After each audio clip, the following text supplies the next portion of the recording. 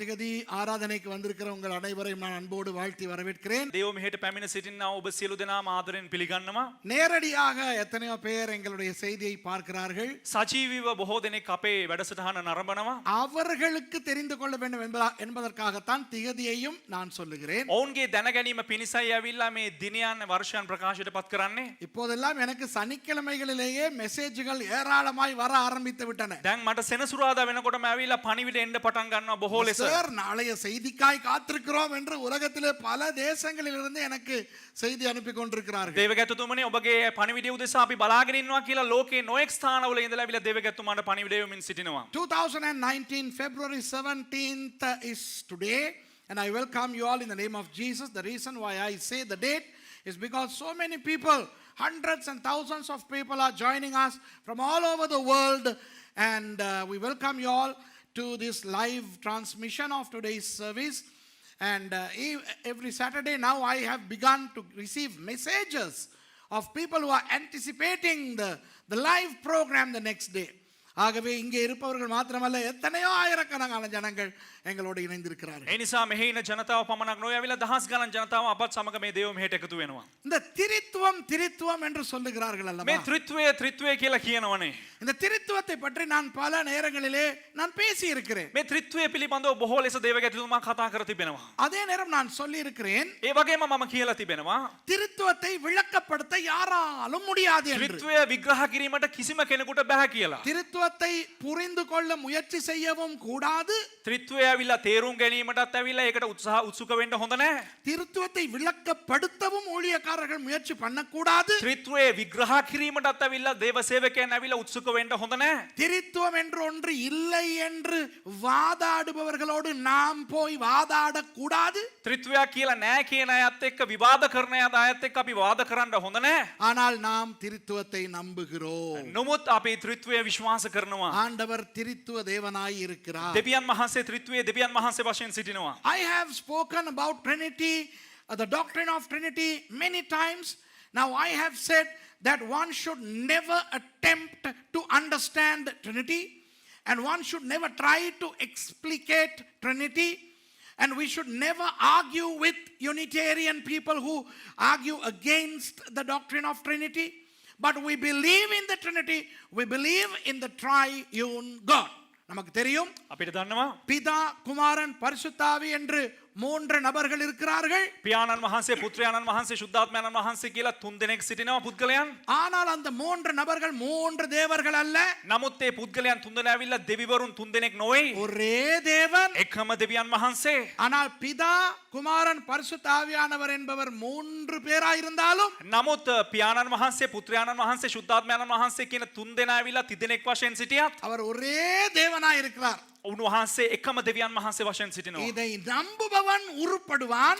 මේක විශ්වාස කරන අය හැදෙනවා. நம்பாதவன் நாசமாய் போவான். විශ්වාස කරන්නේ නැති එකා විනාශ වෙලා යනවා. We know that the Father, Son and the Holy Spirit are three different persons, but one personality, one God.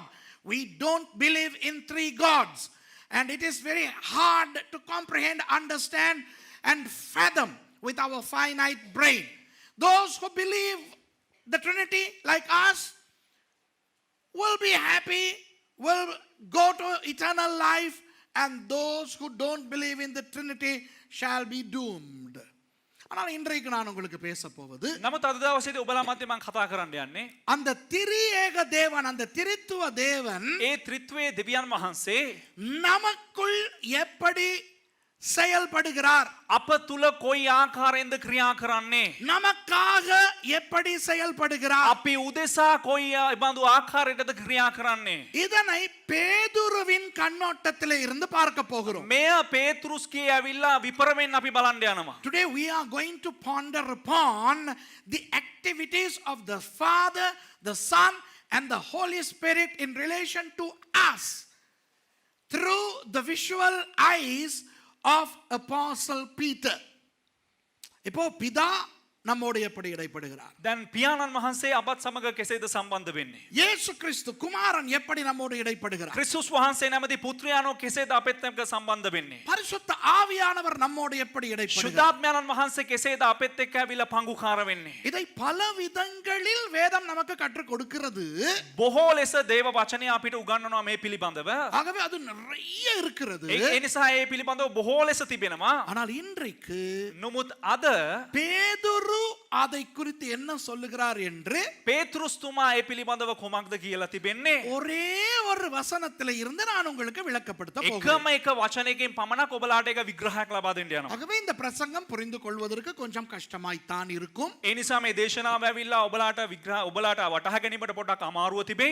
ஆனால் நீங்கள் இது ஒளிப்பதிவு செய்யப்படுகிறபடியினால் නමුත් ඔබලාට මේ ඇවිල්ලා පටිගත කරන නිසා நீங்கள் திரும்ப திரும்ப கேட்டு இதை படித்துக் கொள்ளுங்கள் என்று நான் உங்களிடத்தில் கேட்டுக்கொள்கிறேன். ඔබ නැවත නැවත අසල ඇවිල්ලා මේ පිළිබඳව ඉගෙන ගන්න කියලා මම ඔබලාගෙන් ඉල්ලා සිටිනවා. The act of the Father God towards us, and that of the Son towards us, and that of the Holy Spirit towards us can be taught in an immense scale, because the Bible talks about that vividly and explicitly.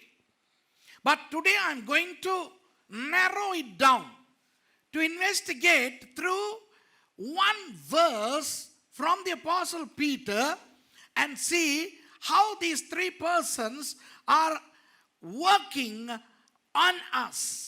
Okay? திருப்பிக் கொள்ளுங்கள் பேதுரு எழுதின முதலாவது நிருபத்துக்கு. පෙරලා ගන්න පේතෘස්තුමා විසින් ලියනු ලැබුවා වූ පළවෙනි සාමාන්‍ය ලිපියට. முதலாவது அதிகாரம் முதலாவது வசனத்தை முதலாவது வாசிப்போம். පළවෙනි පරිච්ඡේදයේ පළවෙනි පදය ප්‍රථමයෙන් කියවමු. Let's read 1 Peter chapter 1 and verse 1. First of all, இயேசு கிறிஸ்துவின் அப்போஸ்தலனாகிய பேதுரு பொந்து, கலாத்தியா, கப்பத்தோக்கியா, ஆசியா, பித்தினியா தேசங்களிலே சிதறியிருக்கிறவர்களில் යේසුස් ක්‍රිස්තුස් වහන්සේගේ ප්‍රේරිතයෙක් වූ පේතෘස් විසින් පොන්තුස් හිද, ගලාතියෙහිද, කපදෝකියෙහිද, ආසියාවෙහිද, බිතිනියෙහිද විසිර ගොස් විදේශීව සිටින්නා වූ Peter, an apostle of Jesus Christ, to the strangers scattered throughout Pontus, Galatia, Cappadocia, Asia, and Bithynia. இப்போ இரண்டாவது வசனத்திலே கடைசி பகுதியிலே வாசிக்கிறோம். දැන් දෙවනි පදය ඇවිල්ලා අවසාන කොටසේ කියවනවා. தெரிந்து கொள்ளப்பட்ட பரதேசிகளுக்கு எழுதுகிறதாவது තෝරාගනු ලැබුවන්ට ලියා එවන වගනම් verse 2 latter part, yeah, to the saints who are chosen, okay, Elect according to the foreknowledge of God the Father through sanctification of the Spirit unto obedience and sprinkling of the blood of Jesus Christ, grace unto you and peace be multiplied. பிதாவாகிய தேவனுடைய முன்னறிவின்படியே ஆவியானவரின் பரிசுத்தமாக்குதலினாலே கீழ்ப்படுதலுக்கும் இயேசு கிறிஸ்துனுடைய இரத்தம் தெளிக்கப்படுதலுக்கும் தெரிந்து கொள்ளப்பட்ட ආත්මයන්න් වහන්සේගේ පිරිසුදු කිරීම මෙන් කීකරු වීමටත් යේසුස් ක්‍රිස්තුස් වහන්සේගේ ලේසුණු ලැබීමටත් පිය වූ දෙවියන් වහන්සේගේ පෙර දැනගන්මේ ප්‍රකාරයට තෝරා ගනු ලැබුවන්ට சில அறிவு கட்டவர்கள் சொல்லுகிறார்கள் මේ සමහරක් මෝඩයෝ කියනවා திரித்துவம் என்ற ஒன்று பைபிளிலே இல்லை என்று. ත්‍රිත්වය කියලා එකක් එහෙම බයිබලේ නැහැ කියලා. Some fools say that the Trinity is not in the Bible. Of course the word Trinity is not in the Bible. திரித்துவம் என்ற சொல் வேதத்திலே இல்லை. ඔව් ත්‍රිත්වය කියන්නව ඇවිල්ලා වචනේ බයිබලේ නැහැ. திரித்துவம் என்ற சொல்லை உருவாக்கினது சபை சரித்திரத்திலே வந்தது. නමුත් මේ ත්‍රිත්වය කියන්නව වචනේ ඇවිල්ලා ගොඩ නැගුණු ඇවිල්ලා සභා ඉතිහාසයේ කාලේදී. The term Trinity and the doctrine of the Trinity was established during the history of the church. But the Trinity is abounding throughout the Bible. ஆனால் திரித்துவமானது வேதத்திலே ஏகப்பட்ட இடங்களிலே காட்டப்படுகிறது. නමුත් ත්‍රිත්වය කියන දේ පිළිබඳව ඇවිල්ලා බයිබලයේ ඇවිල්ලා බොහෝ ස්ථානවල සඳහන් වෙලා තිබෙනවා. பாருங்கள் எவ்வளவு அழகாக பேதுரு இந்த இடத்திலே இந்த மூன்று நபர்களை பற்றி சொல்லுகிறார். බලන්න පේතෘස් ඇවිල්ලා කෙතරම් ලස්සනට ඇවිල්ලා මේ තුන් දෙනා පිළිබඳව ඇවිල්ලා ලස්සනට මේ ස්ථානේ කතා කරනවද කියලා. How beautifully does Peter portray the Trinity in verse 2? Okay, stand up again. Let's read that little bit. இதோ பாருங்கள். මෙන්න බලන්න. பிதாவாகிய தேவனுடைய முன்னறிவின்படியே. நான் திருப்பி පිය தமிழ்ல වූ சொல்றேன். දෙවියන් වහන්සේගේ පෙර දැනගන්මේ ප්‍රකාරයට பிதாவாகிய தேவனுடைய முன்னறிவின்படியே. Yeah. According to the foreknowledge of God the Father. There. Look there. According to the foreknowledge of the God the Father. God the Father. பிதாவாகிய தேவன். පිය වූ දෙවියන් වහන්සේ எங்க எல்லாரும் சொல்லுங்க தமிழ்ல. பிதாவாகிய தேவன். සෑම දෙනාම කියමු සිංහලෙන් පිය වූ දෙවියන් වහන්සේ பியவு தேவியான் வහන්සේ. Say that in English. Father God. Okay. ஆவியானவரின் பரிசுத்தமாக்குதலினாலே. ආත්මයාණන් වහන්සේගේ පිරිසුදු කරන්නා වූ Through sanctification of the Spirit. Look, sanctification of the Spirit, Holy Spirit. பரிசுத்த ஆவி இருக்கிறது. ஓகே, பரிசுத்த ஆவியானவர் இருக்கிறார். ශුද්ධාත්මයාණන් වහන්සේ සිටිනවා. இயேசு கிறிஸ்துனுடைய ரத்தம் தெளிக்கப்படுதலுக்கும். යේසුස් ක්‍රිස්තුස් වහන්සේගේ ලේ ඉසනු ලැබීමටත් Sprinkling of the blood of Jesus Christ. ஒரே வசனத்திலே பிதா பரிசுத்த ஆவியானவர் இயேசு இருக்கிறார்கள். එකම වචනය ඇවිල්ලා පියාණන් වහන්සේ පුත්‍රයාණන් වහන්සේ ශුද්ධාත්මයාණන් වහන්සේ ඉන්නවා. In one verse we find the Father God, the Holy Spirit and Jesus. I don't understand how the anti-Trinitarians can contend with the idea of Trinity. இந்த திரித்துவம் இல்லை என்று சொல்லுகிற அந்த பைத்தியக்காரர்கள் මේ ත්‍රිත්වය නෑ කියලා කියන්නා වූ පිස්සෝ இந்த வசனத்தை எப்படி புரிந்து கொண்டு தொலைப்பார்களோ எனக்கு தெரியாது. මේ වචනේ කොහොම තේරුම් ගන්නවා කියලා තමයි මට දන්නේ නෑ. சரி, அவர்களை விடுவோம். සරි අපි ඔවුන් අතාරිමු. அவர்களை பற்றி பேசினால் கோபம் வரும் அப்பா. ඔවුන් ගැන කතා කරා නම් ඇවිල්ලා අපිට තරහ එනවා. You know, if I talk about the Unitarians, Unitarians are anti-Trinitarians, I get mad. I get damn wild. மலை பணினவா விளங்குதா? அப்படி பைத்தியம் பிடிக்கும், கழுத்தை நெரிச்சு கொல்லணும் மாதிரி ඒ இருக்கும். කියන්නේ මේ බැනලා ඇවිල්ලා බෙල්ල මිරිකලා මරන්න හිතනවා ඇවිල්ලා. லைவ்ல எல்லாம் போகுது. அப்ப என்னத்துக்குடா கொலகார பாவின்னு நினைச்சிருவாங்க. வேண்டாம். මේ සජීවී වෙනවා හිතයි ඇවිල්ලා මේ මිනි මරණ පව්කාරයෙක් කියලා. ஓகே, இப்போ அன்பானவர்களே, දැන් ප්‍රේමවන්තේනි நான் உங்களுக்கு சொல்லிக் கொடுக்க போகிறேன். මම ඔයාලට කියලා දෙන්න යන්නේ பேதுரு என்னத்தை கற்றுக் கொடுக்கிறார் என்று. පේතෘස් මොනවද මෙතන උගන්වන්නේ කියලා. அப்ப பேதுரு சொன்னபோது பேதுரு எதை மனதில் வைத்துக் கொண்டு சொல்லுகிறார்? දැන් පේතෘස් ඇවිල්ලා මේ දේ ප්‍රකාශ කරනකොට මොන දෙයක්ද හිතේ තබාගෙන කතා කරන්නේ? அதை பெற்றுக்கொள்கின்றவர்கள் அவர்களுக்கு புரிவது என்ன? ඒ ලබා ගන්නා අය ඔවුන්ට වැටහෙන්නේ කුමක්ද? When the apostle Peter wrote this, what did he really mean? And the recipients, what did they really comprehend, understand? That's what we are going to analyze today. இப்போ முதலாவது நாம் தெரிந்து கொள்ள வேண்டும். ප්‍රථමයෙන් අපි දැනගන්න අවශ්‍යයි. இப்போ பேதுரு பேசும் பொழுது දැන් පේතෘස් කතා කරනකොට மீன் பிடிக்காரனாக பேசவில்லை. ඒ කියන්නේ මාළු දීවරයෙක් වශයෙන් නැත්නම් මාළුකාරයෙක් වගේ කතා කරේ නැහැ. Peter is not talking as a fisherman now. Okay? அவர் மீன் பிடிக்காரனாக இருந்த பொழுது அவர் பேசின நிறைய விஷயங்கள் சுதப்பிக் கொண்டார். මාළුකාරයෙක් වෙලා ඉඳලා කතා කරන අවස්ථාවේදී වචනේ හැම දෙයක්ම අනාගතව පුද්ගලයෙක්. You know, when Peter spoke as a fisherman, there were times he messed things up. Now here he is not a fisherman. இங்கே அவர் மீனவர் அல்ல. දැන් මේ ඔහු දීවරයෙක් නොවේ. இயேசுவின் சீஷனாக மட்டும் இங்கு அவர் பேசவும் இல்லை. යේසුස් වහන්සේගේ ගෝලයෙක් හැටියට ඔහු මෙතන කතා කරන්නේත් නැහැ. சீஷனாக பேசும் பொழுது சில நேரம் இயேசு அவரை பார்த்து அப்பாலே போ சாத்தானே என்று கூட திட்டி இருக்கிறார். මේ ගෝලයෙක් වගේ කතා කරනකොට අහකට ඵලයන් යකා කියලා ඇවිල්ලා යේසුස් වහන්සේ බැනලා තියෙනවා. Peter is not talking as just a disciple of Jesus, because when Peter was a disciple of Jesus, at one point Jesus even said, "Get thee behind me, Satan." இங்கே அவர் தன்னை அறிமுகப்படுத்துகிறார். නමුත් මෙතන ඔහු තමාව හඳුන්වා දෙනවා. இப்போ நான் மீனவனாய் பேசவில்லை. දැන් මම ඇවිල්ලා දීවරයෙක් වගේ කතා කරන්නේ. இப்போ நான் சீஷனாய் பேசவில்லை. දැන් මම ගෝලයෙක් වගේ කතා කරන්නේ. அப்போஸ்தலனாகிய இயேசு கிறிஸ்துவின் அப்போஸ்தலனாகிய பேதுரு பேசுகிறேன். ක්‍රිස්තුස් වහන්සේගේ අපෝස්තල වූ ඇවිල්ලා පේතෘස් තමයි කතා කරන්න So කියලා. Peter is implying here, it's not Peter the fisherman, it's not Peter the disciple, but Peter the apostle of Jesus Christ is talking. அப்படியானால் இப்போ அவர் யார்? එහෙමනම් ඔහු කවුද දැන්? ஒரு பலத்த தேவ மனுஷன். එක බලවන්ත වූ දෙවියන් වහන්සේගේ මිනිස්සෙක්. இந்த பேதுரு புத்தகத்திலே அவர் பயன்படுத்தி இருக்கிற கிரேக்க மொழியை நீங்கள் பார்க்க வேண்டுமே. මේ පේතෘස් පොතේ ඇවිල්ලා ඔහු භාවිතා කර තිබෙනා වූ ග්‍රීක වචන බැලුවා නම් இப்போ இந்த பிரசங்கத்தை சில வேத வல்லுனர்களும் கேட்டுக்கொண்டிருக்கிறார்கள். මේ දේශනාව වෙල සමහරක් දේවධර්මාචාර්යවරුත් අහගෙන ඉන්නවා. கிரேக்க மொழி படித்தவர்கள் கேட்டுக்கொண்டிருக்கிறார்கள். ග්‍රීක් භාෂාව ඉගෙනගෙන ඉන්න අය අහගෙන ඉන්නවා. அவர்களுக்கு சொல்லுகிறேன், ඔවුන්ට කියන්නම් நீங்கள் டெக்ஸ்டஸ் ரிசெப்டஸிலே இந்த பேதுருவின் 2 நிருபங்களையும் பார்த்தால் ටෙක්ස්ටස් රිසෙප්ටර්ස් වල ඇවිල්ලා මේ පේතෘස් කියවිලා මේ ලිපි දෙක බැලුවා නම් அதிலே அவர் பயன்படுத்தி இருக்கிற கிரேக்க மொழி மிக மிகுந்த உயர்தர கிரேக்க மொழியாக இருக்கு. ඔහු භාවිතා කර තිබෙනා වූ ග්‍රීක භාෂාව මෙම ස්ථානයේ ඇවිල්ලා ඉතා උසස් ග්‍රීක භාෂාව වෙනවා. Some of my viewers are Bible scholars. Some of them know Greek. So for them I am telling, if you read the gospel, the epistles of Peter in the Textus Receptus Greek, you'll see that Peter was using a very high, profound Greek.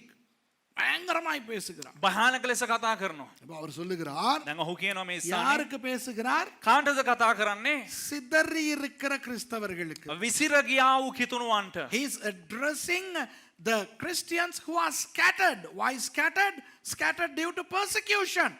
ஏன் சிதறி இருக்கிறார்களா? ඇයි ඔවුන් විසිර ගොස් තිබෙන්නේ? உபத்திரவம்.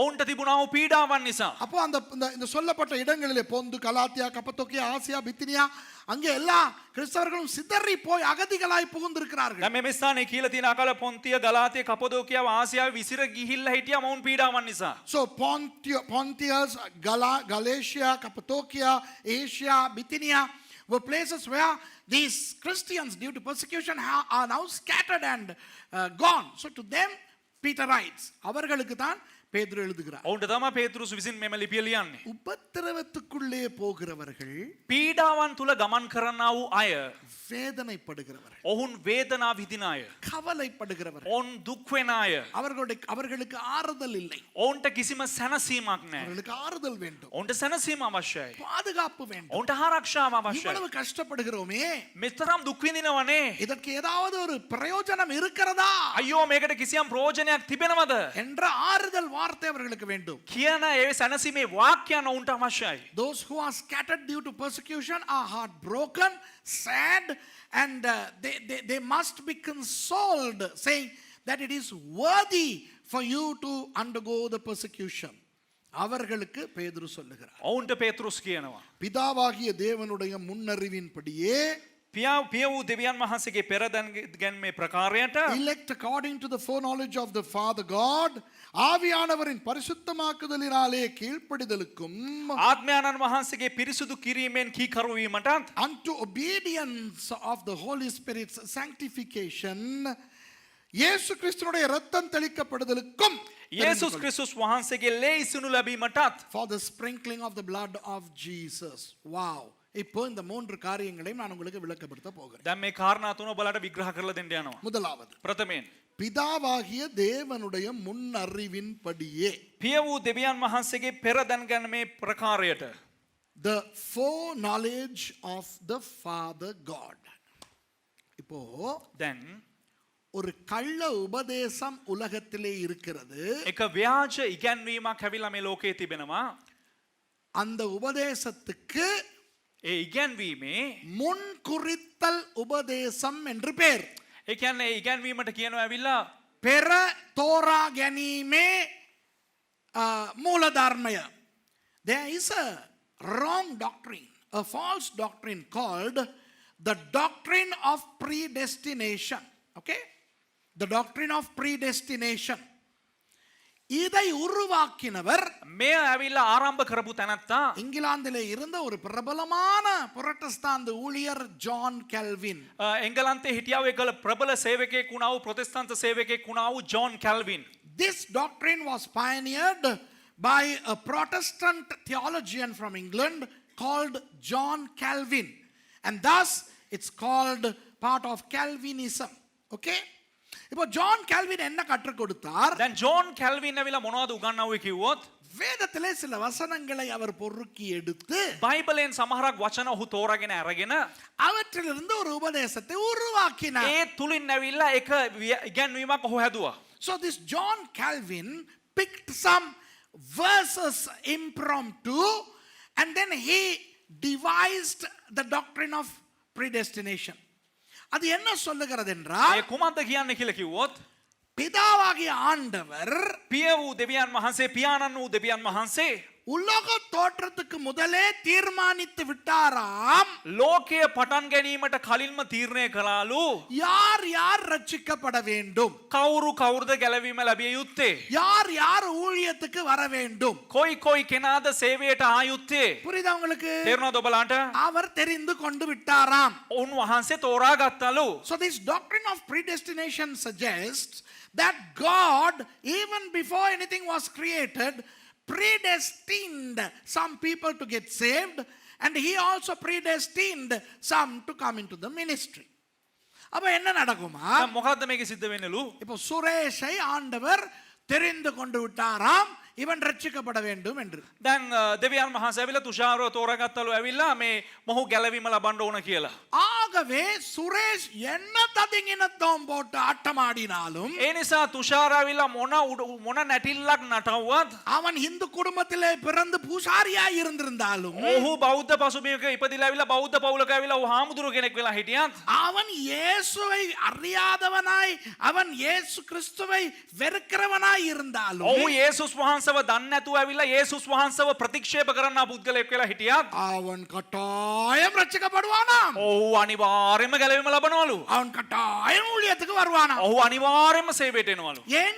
ඇයි? ஆண்டவர் முன்குறித்து விட்டாராம். දෙවියන් වහන්සේ පෙර දැනගෙන පෙර සඳහන් කර තිබුණලු. So this doctrine suggests that if God has chosen Suresh to get saved and for Suresh to come into the full-time ministry, it doesn't matter if Suresh is born to a Hindu family, he can be even a Hindu priest, an anti-Christian, he will one day come to the Lord and he will become a minister.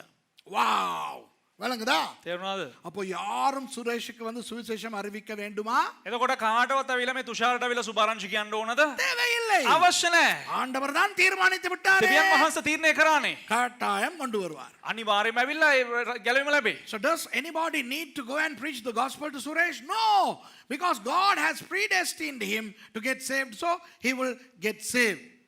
விளங்குதா? තේරුණාද? அதே நேரம் ඒ අතරතුරම இன்னொரு ஆள் இருப்பாராம். තමත් එක පුද්ගලයෙක් ඉන්නවලු. அவரை ஆண்டவர் முன் அறிவிக்கவில்லை, முன் தெரிந்து கொள்ளவில்லை. ඔහුව දෙවියන් වහන්සේ පෙර තෝරාගත්තේ නැල්ලු. පෙර සඳහන් කරෙත් නැල්ලු.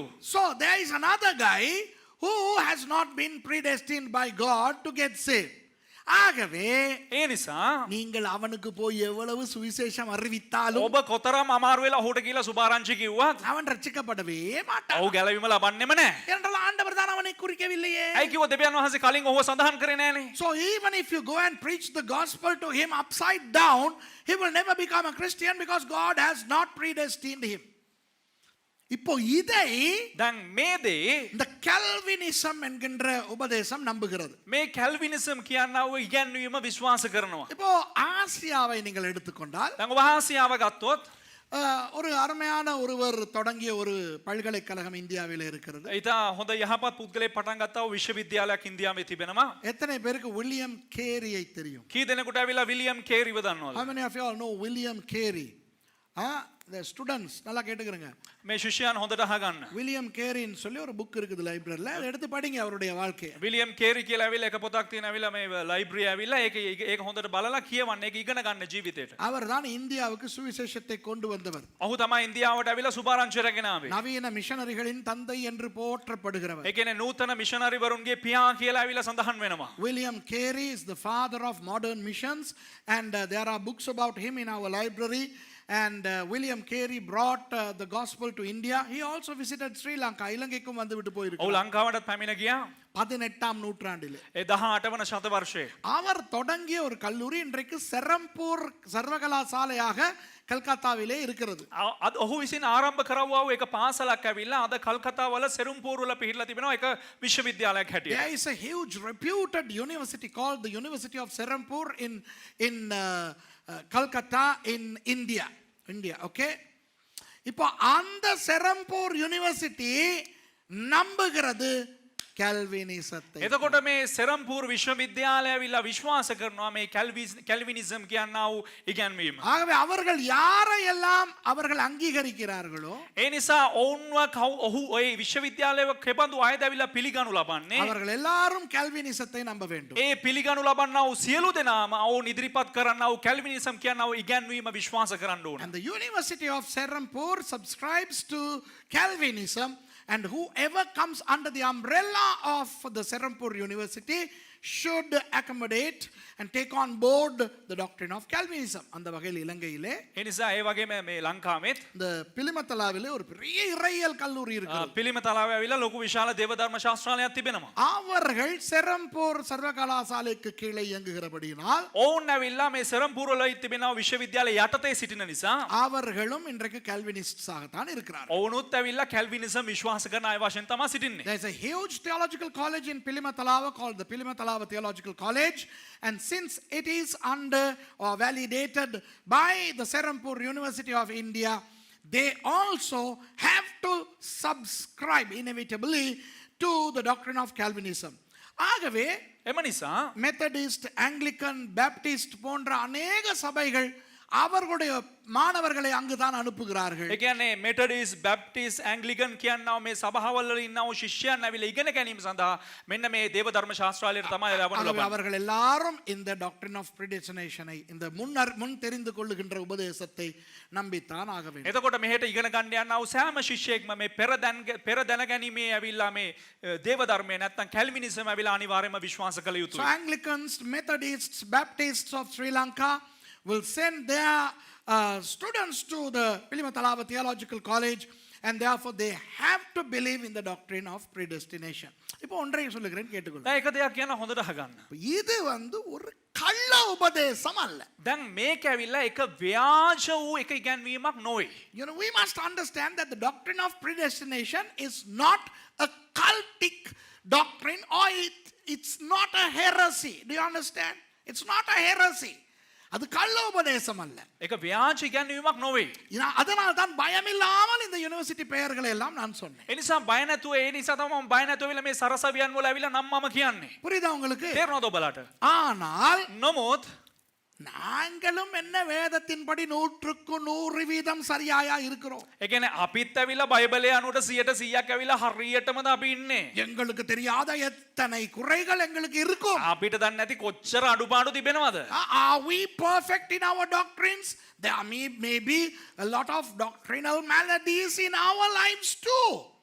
ஆகவே நமக்கு ஒன்று தெரியும். එම නිසා අපිට එක දෙයක් දන්නවා. ஜான் கால்வின் அருமையான ஊழியக்காரர். ජෝන් කැල්වින් ඇවිල්ලා ඉතා යහපත් දේව සේවකයෙක්. ஆனால் அவருடைய கல்வினிசம் என்கின்ற உபதேசம் அது சரியில்லை. නමුත් ඔහුගේ කැල්විනිසම් කියනා ඒ ඉගැන්වීම ඒක හරියන්නේ නැහැ. Although John Calvin was a wonderful man of God, his doctrine of Calvinism, the doctrine of predestination, and some other things that he taught are not up to the mark. இப்ப விளங்குதா உங்களுக்கு? දැන් ඔයාලට තේරුණාද? புரியுதா? තේරුණාද? ஏன் சொல்லுகிறேன் என்றால் ඇයි කියන්නේ කියලා කිව්වොත් வேதம் என்ன சொல்லுகிறது? බයිබලයේ කොමක්ද කියන්නේ?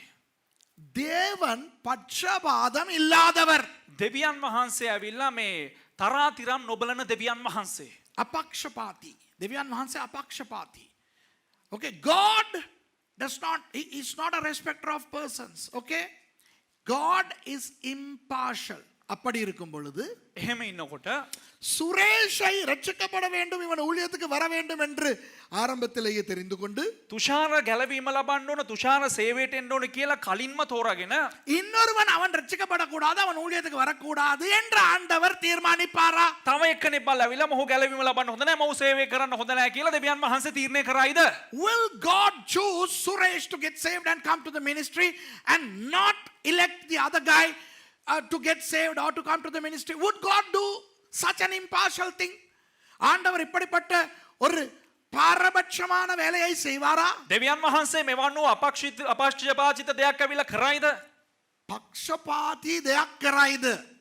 හරිද? விளங்குதா உங்களுக்கு? තේරුණාද ඔබලාට? செய்வாரா? කරයිද? ஆமானா இப்படி இல்லனா இப்படி செய்ய ඕද மாட்டார். නැත්තම් නැද්ද නැහැ කියලා කියන්නේ මොකද්ද? இப்போ ஹிந்துவில் இருக்கும் பொழுது දැන් හින්දු කෙනෙක් වශයෙන් මම ඉන්නකොට எங்களுக்கு தெரியும் விதி என்று ஒன்று இருக்கிறது அவர்களுடைய உபதேசம். ඒ කියන්නේ ඔවුන්ගේ ඉගැන්වීම වල දෛවය කියලා දෙයක් තිබෙනවා. You know, there is a doctrine of faith in Hinduism. We were Hindus.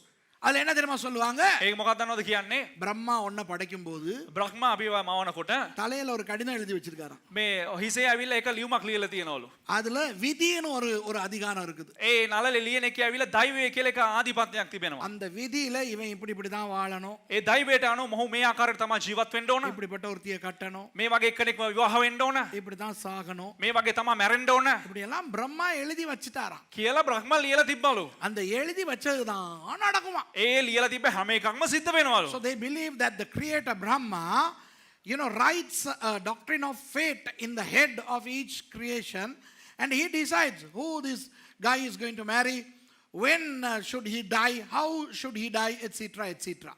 அப்போ එහෙනම් நம்முடைய ஆண்டவரும் இப்படித்தான் முன் தெரிந்து கொள்ளுகிறார் என்றால் අපේ දෙවියන් වහන්සේත් මේ වගේම ඇවිල්ලා කලින්ම අපිව සඳහන් කරලා තෝරා ගන්නවා නම් நம்ம ஆண்டவருக்கும் பிரம்மாவுக்கும் என்ன வித்தியாசம்? අපේ දෙවියන් වහන්සේටත් බ්‍රහ්මටත් ඇවිල්ලා තියෙන වෙනස මොකක්ද? If our God also predestines people, then what is the difference between our God and Brahma? Now my question to you is, இப்ப சில பேர் என்ன தெரியுமா දැන් யோசிக்கிறாங்க, සමහරක් අය මොනවද දන්නවද හිතන්නේ? அந்த டாக்டரின் அவ்வளவு பெரிய பிரச்சனையே இல்லதானே. ඒ මූලධර්මයේ එච්චර ලොකු මූලධර්මයක් නෙවෙයිනේ. சரி, நான் கேட்கிறேன் உங்ககிட்ட, හරි මම ඔබගෙන් අහන්නම්. அந்த மூல உபதேசம் ඒ මූලධර්මය நமது ஆண்டவரை අපේ දෙවියන් වහන්සේව பிரம்மனை போல காட்டுகிறதே. බ්‍රහ්මා වගේ පෙන්눔 කරනවානේ. அப்போ நமது ஆண்டவரும் பிரம்மாவும் ஒரே மாதிரி என்று சொன்னால் உங்களுக்கு அது ஓகேயா? එතකොට අපේ දෙවියන් වහන්සේත් බ්‍රහ්මත් ඇවිල්ලා දෙන්නම එක වගේ කිව්වනම් ඔය කට්ටියට කැමතිද? Are you okay about comparing our God with the Hindu creator God Brahma? ஓகேயா? முடியாது. එකඟ වෙනවද? බෑ. அதனால்தான் ඒ නිසා තමයි முன் தெரிந்து கொள்ளுகிற உபதேசத்தை குறித்து நாம் கவனமா இருக்க வேண்டும். කලින් දැනගැනීම නැත්තම් පෙර සඳහන් කරන්නා වූ ඉගැන්වීම ගැන අපි ප්‍රවේශමෙන් සිටිය So යුතුයි. we got to be very careful about the doctrine of predestination. Okay, then what does Peter say here? பேதுரு என்ன சொல்லுகிறார்? පේතුරුස්තුමා මෙතන මොකක්ද කියන්නේ? அவர் தான் சொல்லுகிறாரே, பிதாவாகிய தேவனுடைய முன்னறிவின்படியே என்று. ඕ කියනවනේ ඇවිල්ලා පිය වූ දෙවියන් වහන්සේගේ පෙර දැනගැනීමේ ප්‍රකාරයට කියලා. Peter is talking about the foreknowledge of the Father God. Then what is he talking about? என்னவென்று சொல்லுகிறேன் கேளுங்கள். මොකක්ද කියලා කියන්න හොඳට අහගන්න. நமது ஆண்டவர் முக்காலத்தையும் அறிந்தவர். අපේ දෙවියන් වහන්සේ ඇවිල්ලා සියලුම කාලවල ඇවිල්ලා දන්නා වූ දෙවියන් වහන්සේ. Our God knows all three times: the past, the present and the future. நமது ஆண்டவருக்கு கடந்த காலம், நிகழ்காலம், எதிர்காலம் எல்லாம் தெரியும். ஆமாவா இல்லையா? අපේ දෙවියන් වහන්සේට ඉතිහාසය, වර්තමාන, අනාගතය මේ කාලවල් තුනම උන්වහන්සේට දන්නවා. அப்போ அவர் உலகத்தை படைக்க முன்பே அவருக்கு தெரியும். එතකොට උන්වහන්සේ මේ ලෝකේ නිර්මාණය කරන්න කලින්ම උන්වහන්සේ දන්නවා. சுதூம் பலையிலே பாபு என்று ஒருவன் பிறந்து தொலைப்பான் என்று தெரியும். සුදුහුම්පල ඇවිල්ලා මේ බාබු කියලා එක්කෙනෙක් ඇවිල්ලා ඉපදෙනවා කියලා දන්නවා. தெரியும் அவருக்கு. දන්නවා. அவன் 11 வயது வரை ஒரு இந்துவாய் வாழ்வான் என்று அவருக்கு தெரியும். ඔව් අවුරුදු 11 වෙනා වෙලා හින්දු පුද්ගලයෙක් වශයෙන් ජීවත් වෙනවා කියලා දන්නවා. அப்புறம் அவன் ரட்சிக்கப்படுவான் என்று தெரியும். ඊට පස්සේ ඔහු ගැලවීම ලබනවා කියලා දන්නවා. அப்புறம் அவன் 83 பின்வாங்குவான் என்று தெரியும். ඊට පස්සේ 89 ඔහු පසුබට වෙනවා කියලා දන්නවා. 86 ஊழியத்துக்கு வருவான் என்றும் தெரியும். 86 ඔහු සේවයට එනවා කියලා දන්නවා. ஆண்டவருக்கு இதெல்லாம் தெரியும். දෙවියන් වහන්සේට මේ සියලු දෙයක්ම දන්නවා. So God knows that, you know, in the future, in such and such date, this guy would be born in this place and he would become a Christian, then he would come to the ministry. விளங்குதா உங்களுக்கு? තේරෙනවද ඔබලාට? அவருக்கு தெரிந்தபடியினால், උන්වහන්සේට දන්න නිසා hello நல்லா கேட்டுக்கிறீங்க, හොඳට අහගන්න. தெரிந்தபடியினால் උන්වහන්සේට දන්න නිසා அதை குறித்து வைத்துக் கொள்வார். ඒ පිළිබඳව සඳහන් කරගන්නවා. Because he knows ahead of time, he jotters it down. Hello விளங்குதா? තේරෙනවද ඔබලාට? வித்தியாசம் விளங்குதா? මේ වෙනස තේරෙනවද? ஆண்டவர் பேப்பர் பேனா எடுத்து எழுதுவார்னு நான் சொல்லல. උන්වහන්සේ ඇවිල්ලා මේ කොළ කෑල්ලකුයි පෑනකුයි අරගෙන ලියනවා කියලා මං කියන්නේ. ஒரு உதாரணத்துக்கு சொல்லுங்க. උදාහරණයට කියන්නේ. வேதத்திலே ஆண்டவருடைய புத்தகங்கள் என்றெல்லாம் பார்க்கிறோம். බයිබලයේ ඇවිල්ලා දෙවියන් වහන්සේගේ පොත් කියලා අපි බලනවා. ஜீவ புத்தகம் இருக்கிறதா? ජීවනදායක පොත තියෙනවලු. இப்ப புத்தகம் என்றால் அது நமக்கு தெரிந்த மாதிரி புத்தகமா? ඒ කියන්නේ පොත කියනකොට අපිට දන්නා වගේ පොතක්ද ඒක? அதுல பேனாவுல எல்லாம் எழுதுவாங்களா? ඒක පෑනක් අරගෙන එහෙම ලියනවද? ஏன் டைப்ரைட்டர் இல்லையா? අයි ටයිප්රයිටර් එහෙම නැද්ද? නැද්ද? கம்ப்யூட்டர் இல்லையா? ඇයි කම්පියුටර් එහෙම නැද්ද? அதெல்லாம் பரலோகத்துக்கு தேவையா? ඒවා ස්වර්ගයට අවශ්‍යද? இதெல்லாம் உருவகங்கள். ඒ කියන්නේ මේවා ඇවිල්ලා උපමා කරලා කතා කරන්නේ. You know, the Bible talks about God's books. You know, for example, the book of life. Okay? So, there is no book as such. There is no pen. I mean, why pen? Why not a computer? Right? You see, these are some symbolic expressions. So, when I say God writes it down, I'm not referring to the literal writing it down. ஆண்டவர் எழுதி வைப்பார் என்னும் பொழுது දැන් දෙවියන් වහන්සේ ලියනවා කියලා කියනකොට ලියා තබනවා කියනකොට உண்மையான புத்தகத்தை எடுத்து பேனாவால் எழுதுவதை நான் சொல்லவில்லை. ඒ කියන්නේ ඇත්ත පොතක් අරගෙන ආවිලා පෑනකින් ලියනවා කියලා මං කියන්නේ. அடையாள ரீதியாய் சொல்லுகிறேன். ඒක සලකුණු හැටියට තමයි තිබෙන්නේ. So in a symbolic manner, since God knows this is going to happen, he writes it down in advance. So it's like writing the history before it happens. அதாவது இது நடக்க போகிறது என்று தெரிந்து එනම් මේ සිද්ධ වෙන්න යනවා කියලා දැනගෙන அதை குறித்து வைத்துக் கொள்வார். ඒ පිළිබඳව වෙල සඳහන් කරගන්නවා. அதாவது நடந்து முடிந்த சரித்திரத்தை எழுதுவது மாதிரி ඒ කියන්නේ සිදු වෙලා හමාර වුණු ඉතිහාසය ලියන්නා හාසේම நடக்க போகிறதும் ஆண்டவரை பொறுத்தவரை சரித்திரம் தான். ලියන්න ඒ සිද්ධ වෙන්න යන දේත් ඇවිල්ලා දෙවියන් වහන්සේගේ පැත්තෙන් ඇවිල්ලා ඉතිහාසය තමයි. அதை குறித்து வைக்கிறார். ඒ පිළිබඳව සඳහන් කරගන්නවා. அல்ல உங்களுக்கு அந்த வித்தியாசம் விளங்குதா? දැන් මේ වෙනස ඔබලට තේරෙනවද? Do you understand the difference? இப்போ சரித்திரம் என்றால் என்ன? දැන් ඉතිහාසය කියලා කියන්නේ කුමක්ද? நடந்து முடிந்ததை எழுதுவது. ඒ කියන්නේ සිදු වෙලා හමාරු උදේ පිළිබඳව ලියන එක. ஜனவரி 6ஆம் தேதி ජනවාරි 6 වෙනිදා பெல்வுட்டிலே බෙල්වුඩ් වල இந்த 20ஆம் ஆண்டு விழா நடந்தது. 20 වෙනි සංවත්සරය සිද්ධ වුණා. எழுதியாயிற்று. அது சரித்திரம். කියලා එක ලිව්වා. ඒක ඉතිහාසය. History is to write something that transpired. So for example, on the 6th of January, Mount Carmel Church celebrated its 20th anniversary. Why do we write the history? Because we saw it happened. Okay? நாம் ஏன் எழுதுகிறோம்? ඇයි ලියන්නේ අපි ඉතිහාසය? அது நடந்தது. මොකද ඒ දේ සිද්ධ වුණා. நாம் கண்டோம். අපි දැක්කා ඒ දේ දුටුවා.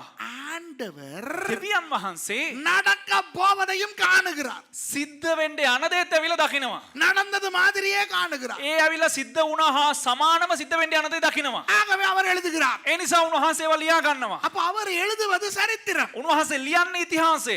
நமக்கு அது இன்னும் நடக்கவில்லை. අපිට ඒක තාම සිද්ධ වුණේ නෑ. ஆண்டவருக்கு நடந்து விட்டது. දෙවියන් වහන්සේට සිද්ධ වෙලා හමාරයි. ஏனென்றால் அவர் காலத்துக்கு உட்பட்டவர் அல்ல. ඇයි කිව්වොත් උන්වහන්සේ කාලයකට ඇවිල්ලා ඒක හිර වුණාම දෙවි කෙනෙක් නොවේ. Since God sees the future, he writes it down because he already saw it happen. So it's history. For us, it has not happened yet. Do you understand? ஆகவே එම නිසා இன்றைக்கு இந்த ஆராதனை நடக்கும். අද මේ දේව මෙහෙ සිද්ධ වෙනවා. நீங்கள் எல்லாரும் எப்படி உட்கார்ந்து கொண்டிருப்பீர்கள்? ඔබ සියලු දෙනා මෙන්න මේ ආකාරයට අසුන්ගෙන සිටිනවා. இன்ன ஆள் தூங்கி வழியும். මෙන්න මේ පුද්ගලයා ඇවිල්ලා නිදාගෙන වැටෙනවා.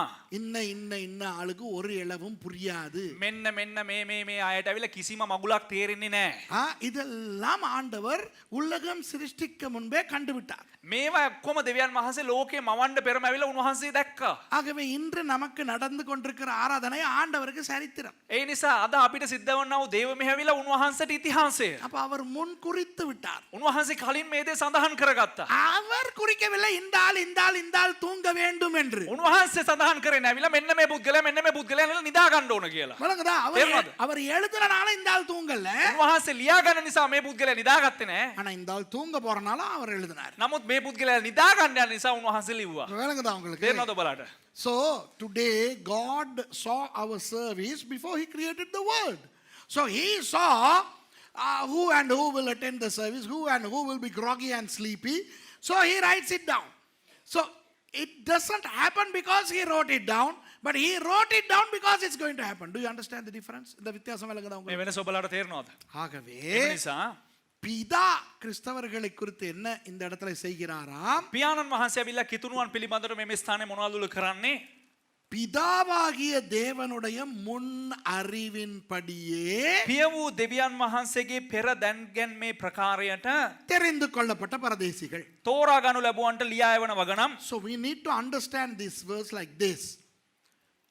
Elected through the foreknowledge of the Father God. Do you understand? Elected through the foreknowledge of the Father God. பிதாவாகிய தேவனுடைய முன்னறிதலின்படி தெரிந்து கொள்ளப்பட்டவர்கள். පිය වූ දෙවියන් වහන්සේගේ පෙරදැන්ගැන්මේ ප්‍රකාරයට තෝරාගත් ලත් අය. கவனிங்க, හොඳට අවධානය යොමු කරන්න. யாராம் அவர்கள்? කවුද වුන්? நீங்கள், ඔබලා, நான், මම, நாம். අපි. So who is this talking about? You and I, we, us. Do you understand? அப்போ பிதாவானவர் එතකොට පියාණන් වහන්සේ உலகம் படைக்க முன்பதாகவே நம்மை கண்டு விட்டார். ලෝකේ නිර්මාණය කරන්න කලින්ම උන්වහන්සේ අපිව දුටුවා. The Father God has seen us even before the world was created, and He has seen us getting saved and come to Him. So He has a special place for us even from before the world was created. நாம் ரட்சிக்கப்பட போகிறோம், අපි ගැලවීම ලබන්න යනවා, அவரை ஏற்றுக்கொள்ள போகிறோம். අපි උන්වහන්සේව පිළිගන්න යනවා. இதை அவர் முன்பே அறிந்து கொண்டபடி මේක උන්වහන්සේ කලින්ම දැනගත්ත නිසා உலகம் தோன்றுவதற்கு முன்பே நம்மை ஆண்டவர் குறித்து வைத்திருக்கிறார். ලෝකේ ආරම්භ වෙන්න කලින්ම දෙවියන් වහන්සේ අපිව සඳහන් කරගත්තා. பிதா, இப்ப விளங்குதா உங்களுக்கு? මේක තමයි දැන් තේරෙනවද ඔබලාට? இதுதான் பிதா. මේක තමයි පියාණන් වහන්සේ. இப்போ பரிசுத்த ஆவியானவர் என்ன செய்கிறார்? දැන් ශුද්ධාත්මයන්න් වහන්සේ මොනවද So කරන්නේ? what does the Holy Spirit do? ஆவியானவரின் பரிசுத்தமாக்குதலினாலே, ආත්මයන්න් වහන්සේගේ පිරිසුදු කිරීමෙන්, the sanctification of the Holy Spirit. பரிசுத்த ஆவியானவர் என்றால் நிறைய பேர் என்ன நினைக்கிறார்கள் தெரியுமா? நல்லா கேட்டுக்கிறீங்க. ශුද්ධාත්මයන්න් වහන්සේ කිව්වම බොහෝ දෙනෙක් මොනවද දන්නවද හිතන්නේ? හොඳට හම්කම් දෙන්න. அவர் தான் வல்லமையை கொடுக்கிறார், උන්වහන්සේ තමයි බලය දෙන්නේ. அவர் தான் நோயாளிகளுக்கு சுகம் උන්වහන්සේ கொடுக்கிறார், තමයි ඇවිල්ලා ලෙඩ්ඩුන්ට සුවය දෙන්නේ. அவர் தான் அந்நிய பாஷை கொடுக்கிறார், උන්වහන්සේ තමයි අන්‍ය භාෂාව දෙන්නේ. அவர் தான் தீர்க்க தரிசனங்கள் උන්වහන්සේ கொடுக்கிறார், තමයි අනාගත වාක්‍ය දෙන්නේ. அவர் தான் வரங்களை கொடுக்கிறார், උන්වහන්සේ තමයි දීමනා දෙන්නේ. அவர் தான் கனியை கொடுக்கிறார், උන්වහන්සේ තමයි ඵල ලබා දෙන්නේ. அவர் தான் அபிஷேகத்தை கொடுக்கிறார். උන්වහන්සේ තමයි ආලේපය ලබා දෙන්නේ. விளங்குதா? තේරුණාද? So what is the common notion of the church pertaining to the Holy Spirit? Oh, it's the Holy Spirit who empowers us, who anoints us, who gives us wisdom, who gives us the fruit, who gives us the gifts of the Spirit, who gives prophecies, who heals the sick, etc., etc. Wonderful. இதெல்லாம் ஆவியானவர் தான். මේ හොඳයි, මේ සියලු දෙයක්ම ශුද්ධාත්මයන්න් වහන්සේ තමයි. ஆனால் முக்கியமாக அவர் என்ன செய்கிறாராம்? නමුත් වැදගත් වශයෙන් උන්වහන්සේ මොනවද කරන්නේ? பரிசுத்தமாக்குகிறாராம். උන්වහන්සේ පිරිසුදු කරනවලු. But mainly what does the Holy Spirit do? Sanctifying us. பரிசுத்தமாக்குவது என்றால் என்ன? පිරිසුදු කිරීම කියලා කියන්නේ කුමක්ද? சுத்திகரிப்பது, ඒ කියන්නේ ඇතුලේ පිරිසුදු කරනු ලැබීම. கழுவுவது. ඒ කියන්නේ හේදීම. கழுவுவது ஏன்? ඇයි හොදන්නේ? அசுத்தங்களை களைவது. ඒ කියන්නේ ජරාව ඇවිල්ලා බහැර යන පිණිස. So what is it to say sanctification? What is the meaning of sanctification? It's purification, it's cleansing, it's cleaning up. இப்போ அன்பானவர்களே, දැන් ප්‍රේමවන්තයනි, நாம் ரட்சிக்கப்பட்டு விட்டோம் என்று අපි ගැලවීම ලබවුවා කියලා நமக்கு இனி கெட்ட சிந்தனை வராது என்று சொல்ல முடியுமா? අපිට නරක සිතුවිලි එන්නේ නැහැ කියලා අපිට කියන්න පුළුවන්ද? ஞானஸ்நானம் எடுத்ததுக்கு பிறகு බෞද්ධිස්මේ ගත්තට පස්සේ கோபம், எரிச்சல், ஆசை, இச்சை வராதா? කෝපය, තරහව, ඇවිල්ලා තෘෂ්ණාව, මේ සියලු දෙයක්ම එන්නේ නැද්ද? Just because we become Christians or we are baptized, are we are we not having lust, anger, sinful thoughts, etc.? No. நாம் இந்த உலகத்திலே வாழுகிறோம். අපි ලෝකේ ජීවත් වෙන්නේ. ஆகவே நமக்கு தவறுகள் நடக்கும், ඒ නිසා අපිට අතපසු වීම සිද්ධ වෙනවා. பாவங்கள் வரும். පාපයන් පැමිණෙනවා. பரிசுத்த ஆவியானவர் என்ன செய்கிறார்? ශුද්ධාත්මයන්න් වහන්සේ කුමක්ද කරන්නේ? நம்மை அன்றாடகம் பரிசுத்தம் பண்ணுகிறார். එදිනදා ජීවිතයේදී අපි ඇවිල්ලා පවිත්‍ර කරනු ලබනවා. So we are prone to yield to temptations, to sins, and to dirty things. And the Holy Spirit cleanses us progressively. இந்த உலகத்திலே நாம் வாழ்ந்து முடியும் வரை මේ ලෝකේ අපි ජීවත් වෙලා හමාර වන තෙක් பரிசுத்த ஆவியானவர் நம்மை கழுவிக் கொண்டே இருப்பார். ශුද්ධාත්මයන්න් වහන්සේ අපිව පවිත්‍ර කරගෙනම සිටිනවා. Until the last day of ourselves on earth, the Holy Spirit will continue to cleanse us. அப்போ நாம் என்ன செய்ய வேண்டும்? එසේනම් අපි කුමක්ද කළ යුත්තේ? ஆவியானவருக்கு இடம் கொடுக்க வேண்டும் நம்மை கழுவுவதற்கு. ශුද්ධාත්මයන්න් වහන්සේට අපි ඉඩ දිය යුතුයි ඇවිල්ලා අපිව පවිත්‍ර කරනු පිණිස. வசனம் மூலமாய் கழுவுவார், වචනය තුලින් අපිව පවිත්‍ර කරනවා. உணர்த்துதல் மூலமாய், கண்டித்து உணர்த்துதல் மூலமாய் நம்மை சுத்திகரிப்பார். අවවාද වලින් හැඟීම් අපිට දීලා හැඟීම් වලින් අපිව පවිත්‍ර කරනවා. God cleanses us through the word of God, and the Holy Spirit convicts us, and then he cleanses us இதெல்லாம் வசனங்கள் இருக்கின்றன, நாம் நேரம் இல்லாதபடினால் சொல்லவில்லை. මේ පිළිබඳ ඕනතරම් බයිබල් පද තියෙනවා වෙලා නැති නිසා මම කියන්නේ. There are umpteen verses to substantiate what I say, but due to time constraints, I am not divulging them. Okay? So what I'm saying is that we got to allow the Holy Spirit to cleanse us every day. ஒவ்வொரு நாளும் நம்மை பரிசுத்தப்படுத்த பரிசுத்த ஆவியானவருக்கு இடம் கொடுக்க வேண்டும். දිනපතාම අපිව පවිත්‍ර කිරීමට සුද්ධාත්මයන්න් වහන්සේට අපි ඉඩ දිය යුතුයි. நமக்கு என்ன நடக்கிறது தெரியுமா? අපිට කුමක්ද සිද්ධ වෙන්නේ දන්නවද? தவறுகள் செய்யும் பொழுது අපි වැරදි කරනකොට சோர்வு வருகிறது. අපිට ඇවිල්ලා මේ කම්මැලිකමක් එනවා අමුතු විදිහට. When we yield into some problem, sin, then we become dull. ஐயோ, අනේ அருமையா சர்ச்ல உட்கார்ந்திருந்தேன், හොඳට චර්ච් එකේ ඉඳගෙන හිටියා. நல்லா ஆராதனை பண்ணேன், හොඳ දේව මෙහෙය. மனம் திரும்பினேன், පසුතැවුණා. நல்ல ஒரு வார்த்தையை கேட்டேன், හොඳ වචනයක් ඇහුවා. 3 மணி வரைக்கும் ஃபயரா இருந்தேன். 3 වෙනකල් ඇවිල්ලා ෆයර් එකේ ගින්දර වගේ තිබ්බා. அந்த அந்த அந்த அந்த சனியம் பிடிச்சதுட்ட மூஞ்ச பார்த்தேன். අර හෙන හුරා වැහිලා ඉන්න එකව දැක්කා. அதோட என் பரிசுத்தம் எல்லாம் இல்லாம போச்சு. ඒත් එක්කම මගේ සුද්ධකම නැති වෙලා ගියා. 5 மணி ஆகுது, 5 වෙනවනේ. நான் 12 மணிக்கு இருந்த பரிசுத்தம் இல்லாம போயிருச்சு. අයියෝ 12ට තිබ්බ සුද්ධකම නැති වෙලා ගියානේ. இப்படியே சோர்ந்து போய் விடுகிறோம். මෙහෙම අලස වෙනවා. எத்தனை பேருக்கு இது நடக்குது? கையை தூக்கி காட்டுங்க. කී දෙනෙකුට මේ දේ සිද්ධ වෙනවද? අත උස්සලා පෙන්නන්න. எந்த தெய்வம்? எல்லாருக்கும் நடக்குதா? මගේ දෙයනේ ඔක්කොම මේක සිද්ධ වෙනවද? நான் நினைச்சேன் எனக்கு மட்டும் தான் நடக்குது. මම හිතුවා මට විතරයි සිද්ධ වෙන්නේ කියලා. Here is a practical thing that happens in people's lives. We come to church, we repent, we worship, we listen to the word, and we are all exuberated. Wow. But then in the evening, something happens, and then we become deflated, disheartened, and then we lose our apparent holiness, and then we are dull. நைட்டுக்கு ஜெபிக்க கூட மனம் வராது. මේ රාත්‍රියට යාඥා කරන සිතුවිල්ල එන්නෙත් නැහැ. சர்ச்ல இருக்கும்போது என்ன தீர்மானம் எடுத்தோம் தெரியுமா? සභාවේ ඉන්නකොට මොන තීරණයක් දන්නවද ගන්නෙ? மாவனை இன்னையில இருந்து පුතේ හද්ද ඉඳලා நல்ல பைபிளை வாசிச்சு හොඳට බයිබලේ කියවලා இன்னைக்கு ராத்திரி சூப்பரா நான் ஜெபம் අද பண்ணேன். රාට මම නියමට යාඥා කරන්න You know, යනවා. in church we sometimes decide because of the exuberance that we enjoyed, okay, from today I'm going to read the word, I'm going to pray with full fire. அன்னைக்கு ராத்திரி ஜெபிக்கிறதே இல்ல. එදා රෑ යාඥා කරන්නෙම නැහැ. அப்புறம் எங்க அக்கினியில ஜெபிக்கிறோம். ඊට පස්සේ මොනවද මේ ගින්දර යාඥා කරන්නේ? ஏன்னா அதுதான் 3 மணிக்கே மூடு போயிருச்சு. ඒ කියන්නේ 3ටම ඇවිල්ලා මූඩ් එක ගියානේ.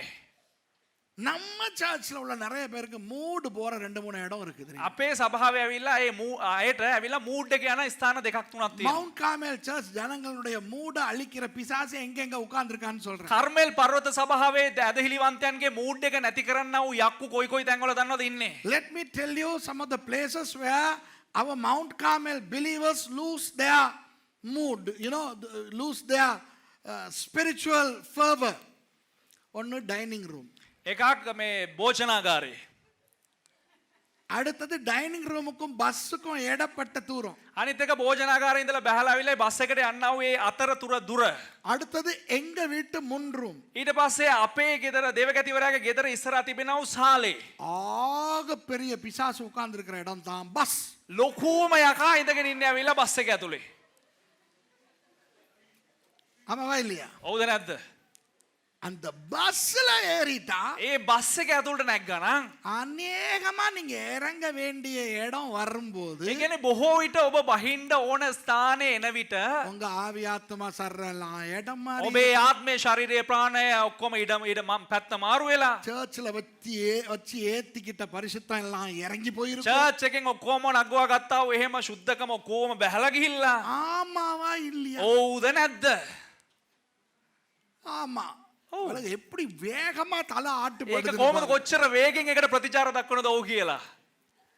So you know these people, you know, who have been sanctified and who are empowered with the Holy Spirit lose their sanctity in the dining room, in the bus.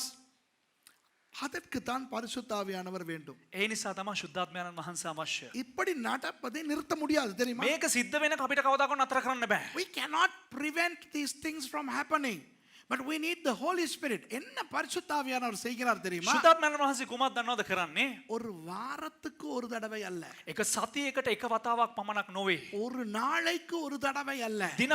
හැමදාම ඇවිල්ලා එක වතාවක් නොවේ. எந்த நேரமும் සෑම වෙලාවකම ஆயத்தமாய் இருக்கிறார் සූදානමින් සිටිනවා நம்மை பரிசுத்தப்படுத்த. අපිව පිරිසුදු කරන්න. You know, the Holy Spirit is ready to sanctify us not once a week, not once a day, but all the time. நமக்கு இருக்கிற பிரச்சனை நம் உணர்ச்சியோடு. අපිට තියෙන ප්‍රශ්නය ඇවිල්ලා අපි හැඟීම් බරයි. Our contention is with our feelings.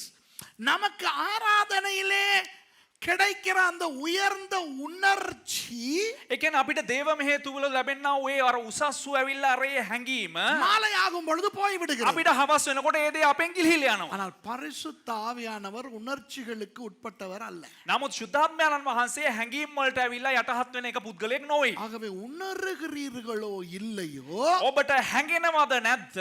பரிசுத்த ஆவியானவருக்கு உடனுக்குடன் சொல்லுங்கள். ශුද්ධාත්මයන් වහන්සේට නිරතුරුවම කියන්න. ஐயோ பரிசுத்த ஆவியானவரே, எனக்கு ஒரு அசுத்த சிந்தனை வந்து விட்டது, சுத்திகரியுங்கள். අනේ ශුද්ධාත්මයන් වහන්සේට මට කැත අදහසක් ආවා. අනේ මාව පිරිසුදු කරන්න. ஐயோ பரிசுத்த ஆவியானவரே, ஒரு சொல்லக்கூடாத வார்த்தையை சொல்லிவிட்டேன், சுத்திகரியுங்கள். අනේ ශුද්ධාත්මයන් වහන්සේ මං කියන්න හොඳ නැති වචනයක් කිව්වා මාව පිරිසුදු කරන්න. ஐயோ பரிசுத்த ஆவியானவரே, எனக்கு வரக்கூடாத ஒரு எண்ணம் வந்து விட்டது, சுத்திகரியுங்கள். අනේ ශුද්ධාත්මයන් වහන්සේ මට එන්න ඕනේ නැති සිතුවිල්ලක් ආවා මාව පිරිසුදු කරන්න. தைரியமாய் உங்களுக்கு சொல்லுகிறேன், ධෛර්යවන්ත ඔබට කියන්න. நீங்கள் இதை ஒவ்வொரு நிமிஷமும் செய்யலாம். ඔබ මේක ඔබ සෑම මිනිත්තුවක් ගානෙම ඔබට කරන්න පුළුවන්. பரிசுத்த ஆவியானவர் அதை செய்ய ஆசையாய் இருக்கிறார். ශුද්ධාත්මයන් වහන්සේ දේ කරන්න ආශාවෙන් බලාගෙන සිටිනවා. அவருக்கு தெரியும் உங்களுடைய பலவீனம். උන්වහන්සේට දන්නවා ඔබගේ බැලහීනකම. அவருக்கு தெரியும் உங்களுடைய போராட்டம். උන්වහන්සේට දන්නවා ඔබගේ පොරබැදීම. அவர் நல்லவர். උන්වහන්සේ යහපත්. அவர் உங்களை புரிந்து கொள்ளுபவர். උන්වහන්සේ ඔබව තේරුම් ගන්නවා. ஆகவே உடனுக்கு உடன் அவரிடத்திலே ඒ சொல்லுங்கள், නිසා නිරතුරුවම උන්වහන්සේට කියන්න. ஆண்டவரே, பரிசுத்த ஆவியானவரே, දෙවියන් වහන්සේ ශුද්ධාත්මයන් වහන්සේ இதோ இப்படி ஒன்று நடந்து விட்டது, අනේ මෙන්න මෙහෙම දෙයක් සිද්ධ වුණා. பரிசுத்தப்படுத்துங்கள். මාව සුද්ධ කරන්න. உடனே பரிசுத்தப்படுத்துவோம், එකවරම ඒ වෙලාවෙම සුද්ධ කරනවා. உடனே சுத்திகரிப்பார். නිරතුරුවම උන්වහන්සේ ඒ වෙලේම ක්ෂණිකයෙන් සුද්ධ කරනවා. தொடர்ந்து பரிசுத்தமாய் வாழ பரிசுத்த ஆவியானவர் நமக்கு உதவி செய்வார். නිරතුරුවම අපිට ජීවිතයට ජීවත් වෙන්න ඇවිල්ලා උන්වහන්සේ අපිට නිරතුරුවම උපකාර කරනවා. So if and when bad thoughts strike, if and when bad things happen through you, just tell the Holy Spirit, who is ever ready to cleanse you, cleanse me, O Holy Spirit. பரிசுத்த ஆவியானவரை பார்த்து ஜெபிக்கலாமா? ශුද්ධාත්මයන් වහන්සේ බල යාඥා කරන්න පුළුවන්ද? சில பேர் சொல்லுகிறார்கள் கூடாது என்று. සමහරක් අය කියනවා හොඳ නෑ කියලා. இல்லை, නෑ. ஜெபிக்கலாம். ඒ ආඥා කරන්න පුළුවන්. அவர் தேவன். උන්වහන්සේ දෙවියන් වහන්සේ. You can pray to the Holy Spirit because he is God. He is not just the power of God. He is God. பரிசுத்த ஆவியானவர் தேவனுடைய வல்லமை அல்ல.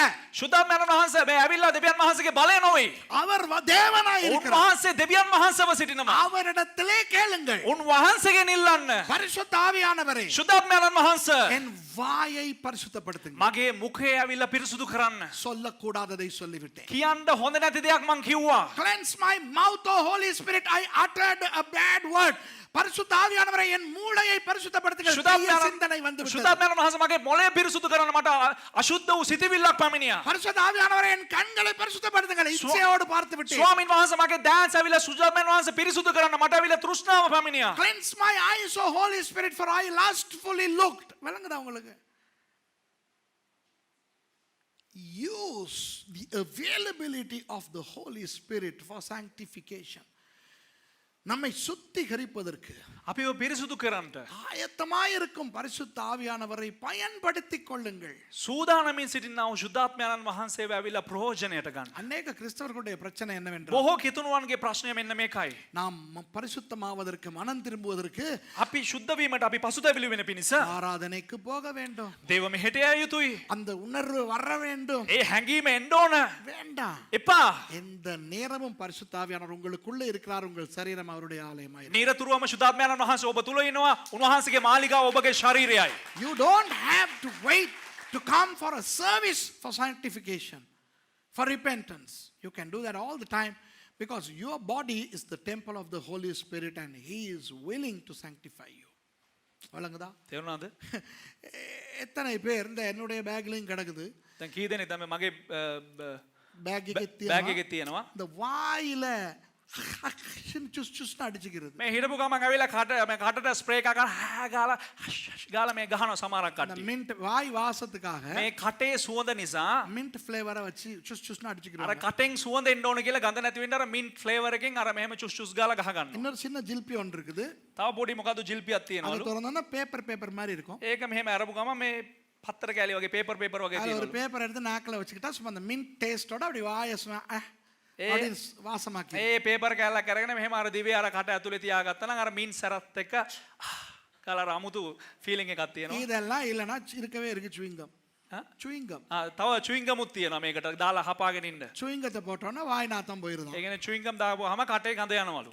நிறைய பேர் வந்து சுவிங்கத்துக்கு பதிலாக வெத்தலையை போடுவாங்க. බොහෝ දෙනෙක් ඇවිල්ලා චුයින් ගම් කන්න නැතුව බුලත් කනවා. බුලත් චුයින් ගම් වෙනකොට. விளங்குதா? So you know many people are concerned about their oral odor, so they use some oral spray, and they sometimes use this mint flavored little papers, you know, these sheets, and then some even chew gum, and some even in Sri Lanka they chew beetles, okay, not the creature beetle but a beetle leaf. ஒரு வாய் நாத்தத்துக்கே இவ்வளவு விஷயம்னா නිකම් මේ කට ගඳ ගහනකොට ඇවිල්ලා මේ වගේ දේවල් භාවිතා කරනවා නම් நம்முடைய ஆவி ஆத்மா சரீரத்தினுடைய பரிசுத்தம் எவ்வளவு முக்கியம். අපේ ආත්මේ ශාරීරියේ ප්‍රාණය ඇවිල්ලා සුද්ධකම කෙතරම් වැදගත්ද? If we are so concerned about our mouth odor, how much more should we be concerned about our spirit, soul and body? சில பேர் வந்து அந்த ஹேண்ட் சானிடைசர் வச்சிருப்பாங்க, அப்படி கையில க்ரீம் ஒன்று போட்டு இப்படி සමහරක් ඇවිල්ලා මේ සාක්කුව ඇවිල්ලා හැම වෙලේම සැනිටයිසර් තියාගෙන ඉන්නවා මෙහෙම අතට ගහලා හැම වෙලේම අත පිරිසුදු சில பேர் තියාගන්න. பார்த்தா எப்ப பார்த்தாலும் இப்படி ஹேங்கி ஒன்று வச்சு இப்படி க்ளீன் பண்ணிக்கிட்டே. සමහරක් අය හැම වෙලේම ඇවිල්ලා මේ ලේන්සුවක් තියාගෙන මෙහෙම පිහගෙන මෙහෙම පිරිසුදු කරගෙනම ඉන්නේ හැම වෙලේම. சில பொம்பளைகளை நீங்க பார்த்தீங்கன்னா සමහර කාන්තාවන් නොකටි බැලුවා නම් எப்ப பார்த்தாலும் ஒரு கண்ணாடி ஒன்று வச்சுக்கிட்டு හැම වෙලේම මොකක් හරි කණ්ණාඩියක් අතේ දෙන ගායන මෙහෙම හදාගෙනම තමයි ඉන්නේ. You know, some women, you know, they always clean themselves up, and you know, சில பேர் நம்ம பயலுக்கு வந்து ஒரு சீப் ஒன்று வச்சுக்கிருப்பாங்க. සමහරක් අපේ මල්ලිලා ඇවිල්ලා මේ තියන් ඉන්නවා පණාවක් තියන් ඉන්නවා. எடுத்து அது சீவிக்கிருவாங்க. හැම වෙලේම කොයිල පීරගෙන තමයි ඉන්නේ ඔළුව. சில பேர் வந்து இந்த தலைக்கு ஹேர் ஜெல் போட்டுக்கிட்டு இருப்பாங்க. සමහරක් අය ඇවිල්ලා ඔළුවට හෙයා ජෙල් දාලා තියෙනවා. இதெல்லாம் நல்லதுதான். මේවා ඔක්කොම හොඳයි. பரிசுத்த ஆவியானவர் காத்து கொண்டிருக்கிறார் ஒவ்வொரு நிமிஷமும் நம்மை பரிசுத்தப்படுத்த. නමුත් සුද්ධාත්මයන් වහන්සේ බලාගෙන සිටිනවා සෑම මිනිත්තුවකම අපිව පිරිසුදු කරන්න. அப்போ ஏன் நாம் அசுத்த வாழ்க்கை வாழ வேண்டும்? එසේනම් ඇයි අපි අපිරිසුදු ජීවිතයක් ජීවත් විය යුත්තේ? தப்பு நடக்குமா நடக்காதா? වැරදි සිද්ධ වෙනවද නැද්ද? நடக்கும். සිද්ධ වෙනවා. நடக்கட்டும். සිද්ධ වුණද? மன்னிப்பை கேட்டுக்கொண்டு සමාව අරගෙන பரிசுத்தமாகிக் கொண்டு අපි පිරිසුදු වෙලා நாம் வாழுவதற்கு நமக்கு பரிசுத்த ஆவியானவர் இருக்கிறார். අපි ජීවත් වෙන පිණිස සුද්ධාත්මයන් වහන්සේ අපිට සිටිනවා. Yes, we would err, we would make mistakes, but the Holy Spirit is there to cleanse us and sanctify us all the time, so we don't have to live dirty lives. அசுத்த வாழ்க்கை வாழ கிறிஸ்தவனுக்கு அவசியமே இல்லை. අශුද්ධ ජීවිතය ජීවන්තර කිතුරුවන්ට අවශ්‍යම නැහැ. இதைத்தான் பேதுரு சொல்லுகிறார். මේක තමයි පේතෘස් තුමා කියන්නේ. பேதுரு சொல்லுகிறார், நீங்கள் அசுத்தர்களாய் வாழ வேண்டிய அவசியம் இல்லை. පේතෘස් තුමා කියනවා ඔබ අශුද්ධය ලෙස ජීවත් වෙන්න අවශ්‍ය නැහැ. உங்களை சுத்திகரிக்கும் பரிசுத்த ஆவியானவர் உங்களோடு இருக்கிறார். ඔබව සුද්ධ කරනා වූ ශුද්ධාත්මයන් වහන්සේ ඔබත් සමග සිටිනවා. You don't have to live an unclean life, for the Holy Spirit is there with you to sanctify you all the time. Okay? So பிதா என்ன செய்கிறார்? නිසා පියාණන් වහන්සේ මොනවද කරන්නේ? உலக தோற்றத்துக்கு முதலே நம்மை தெரிந்து முன்குறித்து வைத்திருக்கிறார். ලෝකයේ පටන් ගන්න පෙරම ඇවිල්ලා අපිව තෝරාගෙන අපිව ගැන සඳහන් කරගෙන සිටිනවා. அவருக்கு நாம் அவ்வளவு முக்கியமா. උන්වහන්සේට ඊතරම් අපිව වැදගත්ලු. What does the Father God do? He has chosen us even before the creation of the earth. That's how important we are to him. பரிசுத்த ஆவியானவர் என்ன செய்கிறார்? ශුද්ධාත්මයන් වහන්සේ කුමක්ද කරන්නේ? நம்மை பரிசுத்தமாக்கிக் கொண்டிருக்கிறார். අපිව සුද්ධ කරගෙන සිටිනවා. எந்த நேரமும். නිරතුරුවම. What does the Holy Spirit do? He is sanctifying us on a daily basis. கடைசியாக අවසාන වශයෙන් இயேசு கிறிஸ்து என்ன செய்கிறார்? ක්‍රිස්තුස් වහන්සේ කුමක්ද කරන්නේ?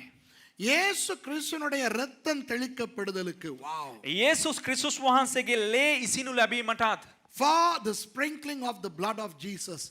இயேசுவானவர் நமக்காக ரத்தம் சிந்தினது மாத்திரமல்ல, යේසුස් වහන්සේ අපි උදෙසා රුධිරිය වගුරුවව පමණක් නොවේ. அவருடைய இரத்தத்தை எப்பொழுதும் நம்மேல் தெளித்துக் கொண்டே இருக்கிறார். උන්වහන්සේගේ ලේ නිරතුරුවම අපි මත ඉසිමින් සිටිනවා. Jesus did not just shed his blood on the cross, but the blood of Jesus is sprinkled upon us on a daily basis. இயேசுவின் இரத்தம் என்பது ஒரு சாதாரண இரத்தம் அல்ல. යේසුස් වහන්සේගේ ලේ කියන්නේ ඉතා සාධාරණ වූ ලේ නොවේ. இயேசுவின் இரத்தம் என்னென்ன காரியங்களை செய்தது? යේසුස් වහන්සේගේ ලේ මොන මොන කාරණාවන්ද කළේ? எல்லாவற்றையும் அல்ல, சிலவற்றை சொல்லுகிறேன். සෑම දෙයක් නොමේ සමහරක් දේවල් කියන්න. What did the blood of Jesus do? I'm not going to tell you the whole thing, but certain things. இயேசுவின் இரத்தம் நமது பாவங்களை நீக்கி நம்மை சுத்திகரித்தது. යේසුස් වහන්සේගේ ලේ අපේ පාපේ ඉවත් කර අපිව පිරිසුදු කරනු The ලැබුවා. blood of Jesus cleansed our sins, okay, and gave us salvation. Okay? இயேசுவின் இரத்தம் நமக்கு ஜெயத்தை கொடுத்தது. යේසුස් වහන්සේගේ ලේ අපිට ජයග්‍රහණය ලබා The දුන්නා. blood of Jesus gave us the victory. இயேசுவின் இரத்தம் நமக்கு புதிய உடன்படிக்கையாய் கிடைத்தது. යේසුස් වහන්සේගේ ලේ ඇවිල්ලා අපිට අලුත් ගිවිසුමක් ලබා දුන්නා. The blood of Jesus gave us the new covenant with God. Wow! இயேசுவின் இரத்தம் நமக்காக செலுத்தப்பட்டது ஒரு கிரயமாக. යේසුස් වහන්සේගේ ලේ ඇවිල්ලා අපි උදෙසා ඇවිල්ලා පුදනු ලැබුණා එක මිලයක් ලෙස. The blood of Jesus acted as a payment for our redemption. இயேசுவின் இரத்தம் நம்மை பாதுகாக்கிறது. යේසුස් වහන්සේගේ ලේ අපිව ආරක්ෂා කරනවා. The blood of Jesus is protecting us. உங்களுக்கு தெரியுமா, ඔබලට දන්නවද? பிசாசு යක්ෂයා பிசாசுக்கு இரத்த வெறி இருக்கிறது. ஆமா, යකාට ඇවිල්ලා මේ ලේ ආසාව ලේ පිපාසය තියෙනවා. the devil has a blood thirsty element. Do you know that? அதனால் தான் இன்றைக்கு உலகத்தில் எங்கு பார்த்தாலும் இரத்தம் சிந்துதல். ඒ නිසා තමයි ලෝකයේ අද කොහේ බැලුවත් ඇවේ හැමතැනම ලේ වැගිරීම සිදු වෙන්නේ. That's why you see bloodshed all over the world, because the devil loves blood. பிசாசுக்கு இரத்தம் என்றால் சரியான ඒ ஆசை. කියන්නේ යකාට ලේ කියලා කියන්නේ හරි පෙරේතයි ලේ වලට. ஆனால் பிசாசு பயப்படும் ஒரே இரத்தம் இயேசுவின். නමුත් යකා බය වෙන්නව එකම ලේ ඇවිල්ලා යේසුස් වහන්සේගේ ලේ විතරයි. But the only blood that the devil is afraid of is the blood of Jesus. அந்த இரத்தம் எங்கள் மேல் தெளிக்கப்பட்டிருக்கிறது. ඒ ලේ ඇවිල්ලා අපේ මත ඉසනු ලැබුවා. That blood is sprinkled upon us. இன்றைக்கு அநேக கிறிஸ்தவர்கள் பிசாசுக்கு பயம். අද බොහෝ කිතුණා නැවිලා යකාට බයයි. ஆமாவா இல்லையா? හවුද නැද්ද? நீங்க இருட்டுக்கு பயப்படுங்க, எனக்கு பரவாயில்ல. ඔබ රාත්‍රියට බය වෙන්න, කරුවලට බය වෙන්න මට ප්‍රශ්නයක් නැහැ. கரப்பான் பூச்சிக்கு பயப்படுங்க, எனக்கு பரவாயில்ல. කැරපොත්තට බය වෙන්න ප්‍රශ්නයක් නැහැ. பாம்புக்கு பயப்படுங்க, பரவாயில்ல. නයාට බය වෙන්න ප්‍රශ්නයක් නැහැ. ஆனா போயும் போயும் பிசாசுக்கு எவனாவது பயப்படுவானா? ගිහිල්ලා ගිහිල්ලා මොකෙක් හරි යකාට බය වෙනවද? It's okay if you are phobic against the darkness, against the cockroach, against the serpent. Okay? But can a Christian be afraid of the devil? பிசாசு எங்களை பார்க்கும் பொழுது பயம். යක්ෂයා අපිව බලනකොට ඌට බයයි. ஏனென்றால் நம் மேல் இயேசுவின் இரத்தம் தெளிக்கப்பட்டிருக்கு. ඇයි අපි මත උන්වහන්සේගේ ලේ ඉසලා තිබෙනවා. The devil is scared to look at us because of the blood of Jesus that has been sprinkled upon us. இது உண்மையோ பொய்யோ தெரியல. මේක ඇත්තක්ද බොරුවද කියලා දන්නේ නැහැ. உண்மையா இருக்கும் என்று நான் நம்புகிறேன். ඒක ඇත්ත වෙන්න ඇති කියලා මම විශ්වාස කරනවා. I don't know what I'm going to say is true or false, but I believe it's true. DGS Dinakaran ஐயா ஒரு நாள் திடீரென எழும்பினாராம். දවසක් DGS දිනකරන් දේවගැතිතුමා උදෑසන නැගිට්ටලු දවසක්. திடீர்னு இப்படி முழிப்பு ஏதோ ஒன்று இருக்கிறது ரூம்ல இருக்கிற மாதிரி தெரியும், டக்குன்னு திடுக்கிட்டு எழும்பினார். එක පාටම ඇවිල්ලා ඇහැරුණාලු වෙලා මොනවද එකක් රූමේ තියෙනවා කාමරේ තියෙනවා කියලා එක පාටම අවදි වුණාලු. கால் மாட்டுல ஒரு பயங்கர கோரமான உருவத்தோட பிசாசு உட்கார்ந்திருக்கானா. ඒ කියන්නේ එක ඒ කියන්නේ මේ පුටුවක ஏன்னா කකුල ඉස්සරහා ඇවිල්ලා නිකන් එක විරූපී ආකාරයකට යකා හැම ඉස්සරහා ඉන්නවලු. There was a man of God called DGS Dinakaran in India, a wonderful man. One day he woke up suddenly with a eerie feeling and he saw the devil in his most abominable appearance was seated by his bedside. இப்படி எழுப்பி பார்த்துட்டு நீயா அடுத்த பக்கம் திரும்பி படுத்துட்டாராம். நீயா அப்படின்னு அடுத்த பக்கம் திரும்பி படுத்து தூங்கிட்டாராம். එක පාටම ඔහු නැගිටලා බලපුවා උඹද කියලා අනිත් පැත්ත හැරලා නිදාගත්තා. So he woke up and saw this devil and then it's you, and he turned around and he slept. நான் நினைக்கிறேன் இது உண்மையான கதை என்று. මම හිතනවා මේක ඇත්ත කතාවක් කියලා. இதுதான் உண்மையான பரிசுத்தவானுக்கு அழகு. මේක තමා ඉතා ලස්සන ශුද්ධවන්තයෙකුට ලස්සනම දේ. I believe this is true, and it has happened to me also. எனக்கும் நடந்திருக்கு. என் கதையை ஏன் ඒ சொல்லுவாங்க? කියන්නේ මටත් ඒක සිද්ධ වෙලා තියෙනවා. ඇයි මගේ කතාව මං කියන්නේ? எனக்கு நடந்திருக்கிறது என்று மேசிக்கு தெரியும். ඒ කියන්නේ මට සිද්ධ වෙලා තියෙනවා කියලා සහෝදර මාසිට දන්නවා. என்ன நான் செய்யாததை நான் ஜனங்களுக்கு பிரசங்கம் பண்ண மாட்டேன். ඒ කියන්නේ මම කරපු නැති දෙයක් මම කතාවක් මගේ ජනතාවට දේශනා කරන්නේ. எப்படியெல்லாம் பிசாசு என்னை வந்து பயமுறுத்தி இருக்கிறது என்று மேசிக்கு தெரியும். කොයි ආකාරයට යකා ඇවිල්ලා පාස්ටර්ව බය කරන්න හදනවද කියලා සහෝදර මාසිට දන්නවා. இயேசுவின் ரத்தம் தெளிக்கப்பட்ட ஜனங்கள் நாம். යේසුස් වහන්සේගේ ලේ ඉසෙනු ලැබුවා වූ ජනතාව අපි. நம்மை பார்த்து தான் அந்த பிசாசு பயப்பட வேண்டும். අපිව බලලා තමයි යකා බය වෙන්න ඕන. You know, we are people on whom the blood of Jesus is sprinkled, and the devil should be afraid to death when he sees us. ஆனா என்ன நடக்குது? නමුත් කුමක්ද සිද්ධ වෙන්නේ? நம்ம கால் மாட்டுல பேய் இருக்க தேவையில்லை. අපේ අඳ යට අඳ ගාව ඇවිල්ලා යකා ඉන්න අවශ්‍ය නැහැ. பேய் மாதிரி ஏதாவது இருந்தா போதும். යකා වගේ මොකක් හරි තිබ්බනම් இயேசுவின் நாமத்தில், இயேசுவின் தஞ்சம், இயேசுவின் தஞ்சம், இயேசுவின் தஞ்சம், இயேசுவின் நாமத்தில். ஐயோ அம்மா, යේසුස් වහන්සේගේ නම, යේසුස් වහන්සේගේ නම, යේසුස් වහන්සේගේ ලේ අයියෝ අම්මා. அத பார்த்தா பிசாசுக்கு எவ்வளவு சந்தோஷமா. ඒක බැලුවා නම් යකාට කොච්චර සන්තෝෂයිද දන්නවද? ஏன்டி இப்படி பயந்து சாவுறீங்க? ඇයි බං උඹ මෙහෙම ඇවිල්ලා නිකන් මැරෙන්න හදන්නේ? If we see something like the devil, we are paranoid and we say, oh, the blood of Jesus, in the name of Jesus.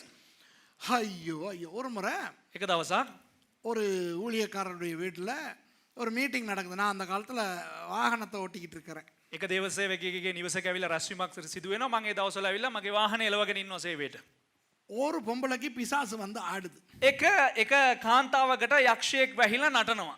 ஒரு 5-10 பேர் அந்த பொம்பளையை இருக்க பிடிச்சிருக்காங்க நிலத்தோட දැන් வச்சு. 10 දෙනෙක් 5 දෙනෙක් එකතු වෙලා අර කාන්තාව හිර කරගෙන අල්ලගෙන ඉන්නවා. கண்டுபிடிச்சிட்டாங்க காளி பிசாசு. මේ හඳුනා ගත්ත ඇවිල්ලා දැන් වැහිලා ඉන්නේ කාලි කියලා. ஒரு சீலை கட்டின டீசென்டான ஒரு அம்மா, දැන් මේ සාරියක් ඇඳ ගත්තා හොඳ මේ ඩීසන්ට් එක අම්මා කෙනෙක් அது வந்து காளி යண்ட காளி යண்ட அப்படின்னு சிங்களத்துல சொல்லுது. ඒ කියන්නේ මේ ඒ කාන්තාව ඇවිල්ලා ඒ අම්මා ඇවිල්ලා බලලා කාලි යන්න කාලි යන්න ගාලා කියනවා. அதாவது காளி போங்க, காளி போங்க அப்படிங்குது.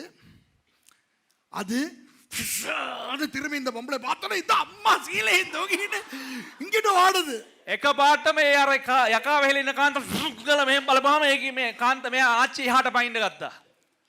இதை நானும் மர்சியும் பார்க்குறோம். எங்களுக்கு சிரிப்பா இருக்கு. දැන් මේක පාස්ටර්ටයි සහෝදර මාසිටයි බලලා hina යනවා. ஆஃப்டர் ஆல் அது ஒரு பிசாசு. කියන්නේ නිකන් එක යකෙක් වෙහෙලා ඉන්නේ. அந்த ஜடங்கள் எல்லாம் அதை புடிச்சு அதை மிதிச்சு அதை அமுக்கி பெரிய போராட ரெஸ்லிங் மேட்ச் மாதிரி. ඒ කියන්නේ එතන වටේ ඉන්න මිනිස්සු ඔක්කොම එක අල්ලගෙන එක මිරිකලා එක පාංගලා නිකන් මේ රෙස්ලින් මැච් එකක් ගහනවා වගේ දඟලනවා. So this woman was, manifesting demons, and people were holding her to the ground. They were pushing her against the floor, and there was a big scene, and Mercy and I were enjoying seeing the drama of our people. நம்ம ஆளுகிட்ட லட்சணத்தை பார்த்து தான் எனக்கு சிரிப்பு. දැන් අපේ කට්ටිය ඇවිල්ලා මේ හැසිරීම බලලා තමයි ඇවිල්ලා අපිට hina ගියේ. அவங்க யாருக்கும் தெரியாது நான் ஒரு பாஸ்டர்னு எல்லாம் நினைச்சிட்டு இருக்காங்க நான் டிரைவர்னு. ඒ කියන්නේ කාටවත් දන්නේ නැහැ ඇවිල්ලා දේවගතිවරයා ඇවිල්ලා බයික දේවසේවකෙක් කියලා ඔක්කොමලා හිතන් හිටියේ මෙයා ඩ්‍රයිවර් කියලා. டிரைவரும் டிரைவர் பஞ்சாதியும் வந்திருக்கிறோம். එයා ඩ්‍රයිවරුයි ඩ්‍රයිවර්ගේ බහරයාවයි ඇවිල්ලා ඉන්න කියලා ඔක්කොමලා හිතයි තියාගෙන හිටියේ. Mercy சொல்லுது எனக்கிட்ட, සහෝදර මාසි ඇවිල්ලා කිව්වලු அப்பா நீங்க போயிட்டு ஒரு வழி பண்ணுங்களே, பாருங்களே இந்த பிசாசு இவங்களை குழப்பிக்கிட்டு இருக்குது. අනේ ඔයා ගිහිල්ලා ඇවිල්ලා බලන්නකෝ යකා ඇවිල්ලා පිස්සු නටාගෙන ඉන්නවා කියලා ඔයා මොන හරි කරන්නකෝ. So Mercy told me, no, they didn't know that I was a pastor. They thought I am just a driver. So Mercy told me, go and do something. Can you see? இது இவங்க பிசாச விரட்டல, பிசாசு இவங்களை விரட்டிக்கிட்டு දැන් මේ කට්ටිය යකා එලවන්නේ යකා මේ කට්ටිය වෙලවගෙන ඉන්නවා. They were not casting the demon away. The demon was casting them away. நான் போனேன். நான் அப்படி சொன்னேன், எல்லாரும் கையை எடுங்க. මම ගිහලා කිව්වා කොහොමද අනේ මේ කරුණාකර ඔක්කොම අත ගන්න. அப்ப அது வீர கொண்டு பாயுது என்கிட்ட. ඒකේ ඇවිල්ලා බංගාලා පයින්ඩ හදන මේ මං ගාවට. இல்லடி இயேசுவின் நாமத்தில். නැවතියන්ගේ යේසුස් වහන්සේගේ නාමයෙන්. அப்படியே நின்றுச்சு. එහෙම නැවතුණා. உடனே அந்த வீட்டுக்காரர் சொல்றாரு, එතකොට ඒ ගෙදර අය කියනවා. Okay okay Hari, Hari. இதர வைக்கனா. ගෙදර එක්කන කියනවා. Everything is under control, everything is under control. Okay okay அவருக்கு பெரிய சந்தோஷம். வாவ், இந்த பிசாசு கட்டுப்பாட்டுக்குள்ள வந்துருச்சு, கட்டுப்பாட்டுக்குள்ள வந்துருச்சுன்னு ஷாக் ஆகுது. එයාට එයා ගෙදර ලොකු එක්කන ඇවිල්ලා හරි හරි හරි හරි දැන් යකා නැවතුණා. ඔක්කොම නැවතුණා. හරි හරි දැන් ප්‍රශ්න ඉවරයි. இந்த நேரடியாக பார்த்து கொண்டிருக்கிறவர்களுக்கும் சொல்லுகிறேன், සජීවීව බලන අයට කියන්නම්. உங்களுக்கும் சொல்லுகிறேன், ඔබලටත් කියන්නම්. பிசாசுகள் நம்மை பார்த்து பயப்படுகின்றன. යක්ෂයන් අපිව බලලා බය වෙන්න ඕන. The demons are afraid of us. බය වෙනවා. බය වෙන්න ඕන නෙවෙයි. උන් දන්නවා බය වෙන්න ඕනේ කියලා. උන් බය වෙනවා.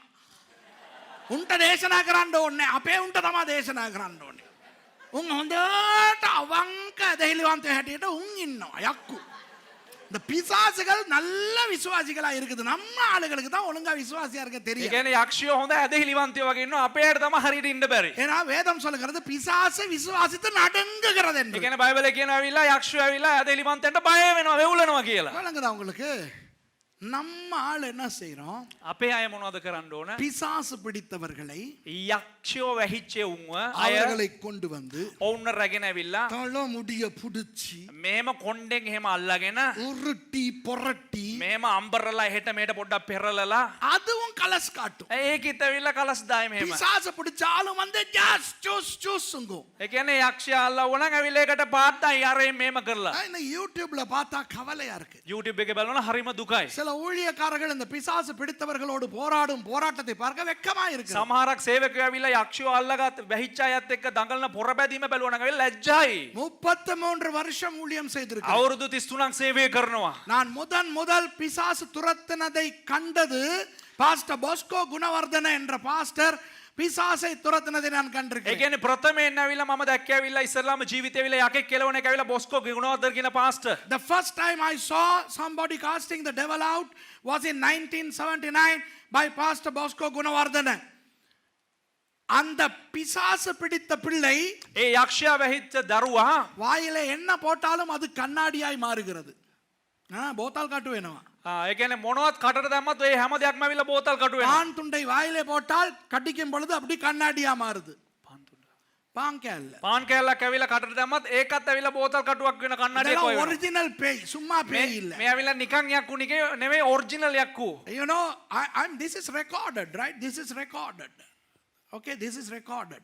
What I am saying is known by Pastor Stephen, Pastor Mani, Pastor David, Pastor Yoganathan, Pastor Masilamani. இப்போ நான் சொன்ன இந்த பெயர்கள் உள்ள ஊழியர்கள் இன்றைக்கு இருக்கிறார்கள். இவர்களுக்கெல்லாம் நான் சொல்லுகிற கதை தெரியும். நான் சொல்லுவது பொய்யல்ல. දැන් දේවදාසයන් නම් වලින් කියවෝ දේවදාසයෝ ඇවිල්ලා තාමත් ඉන්නේ. ඔවුන්ටත් මේ කතාව තාම දන්නවා. මම මේ බොරුවක් නෙවෙයි කියන්නේ.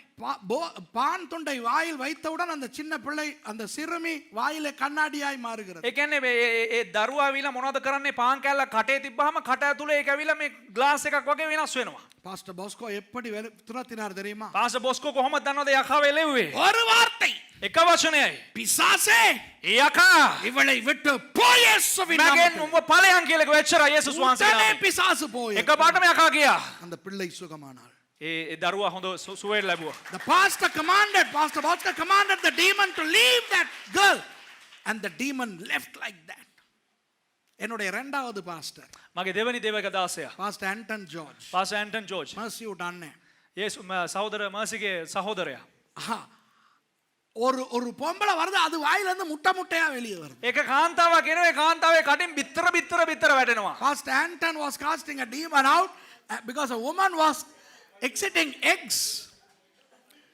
ஒரு பொம்பளை சுண்டு விரல்ல நின்றுக்கிட்டு சுர்ன்னு சுத்துது. එක කාන්තාවක් ඇවිල්ලා මෙහෙම මහා බුඩාගිල්ලේ හිටගෙන රුසුර් ගාලා කරගෙනවා. One woman was just standing on her tiny toe and she was rotating like a fan. இயேசுவின் நாமத்துல போ பிசாசேன்னு போயிருச்சு. යේසුස් වහන්සේගේ නාමයෙන් ඵලයන් යකා කියපුවාම යනවා. He just said in the name of Jesus get out and the demon left. இவற்றை பார்த்து ஊழியத்துக்கு வந்த நான் මේවා ඔක්කොම බලලා සේවයට ආපු මට எத்தனை பிசாசுகளை துரத்திருப்பேன். කොච්චර යක්කු එලවල තියනවද? ஒரு நாளும் එක දවසක්වත් நான் பிசாசுகளோடு போராடினது கிடையாது. මම යකත් එක්ක ඇවිල්ලා පොරබදින්නේ. விளங்குதா? ஏன்? ඇයි? இயேசுவின் நாமம். යේසුස් වහන්සේගේ නාමයෙන්. நான் அல்ல. මම නොවේ. நான் பெரிய ஆளே கிடையாது. මම ලොකු පුද්ගලයෙක් නෙවෙයි. ஆனால் உலகத்திலே இருக்கிறவனை விட எனக்குள்ளே இருப்பவர் பெரியவர். නමුත් ලෝකේ ඉන්න අයට වඩා මා තුල සිටිනා වූ තනන් වහන්සේ බලවත්. I am not big, you are not big, you are not big, but he that is in you is greater than he that is in the world.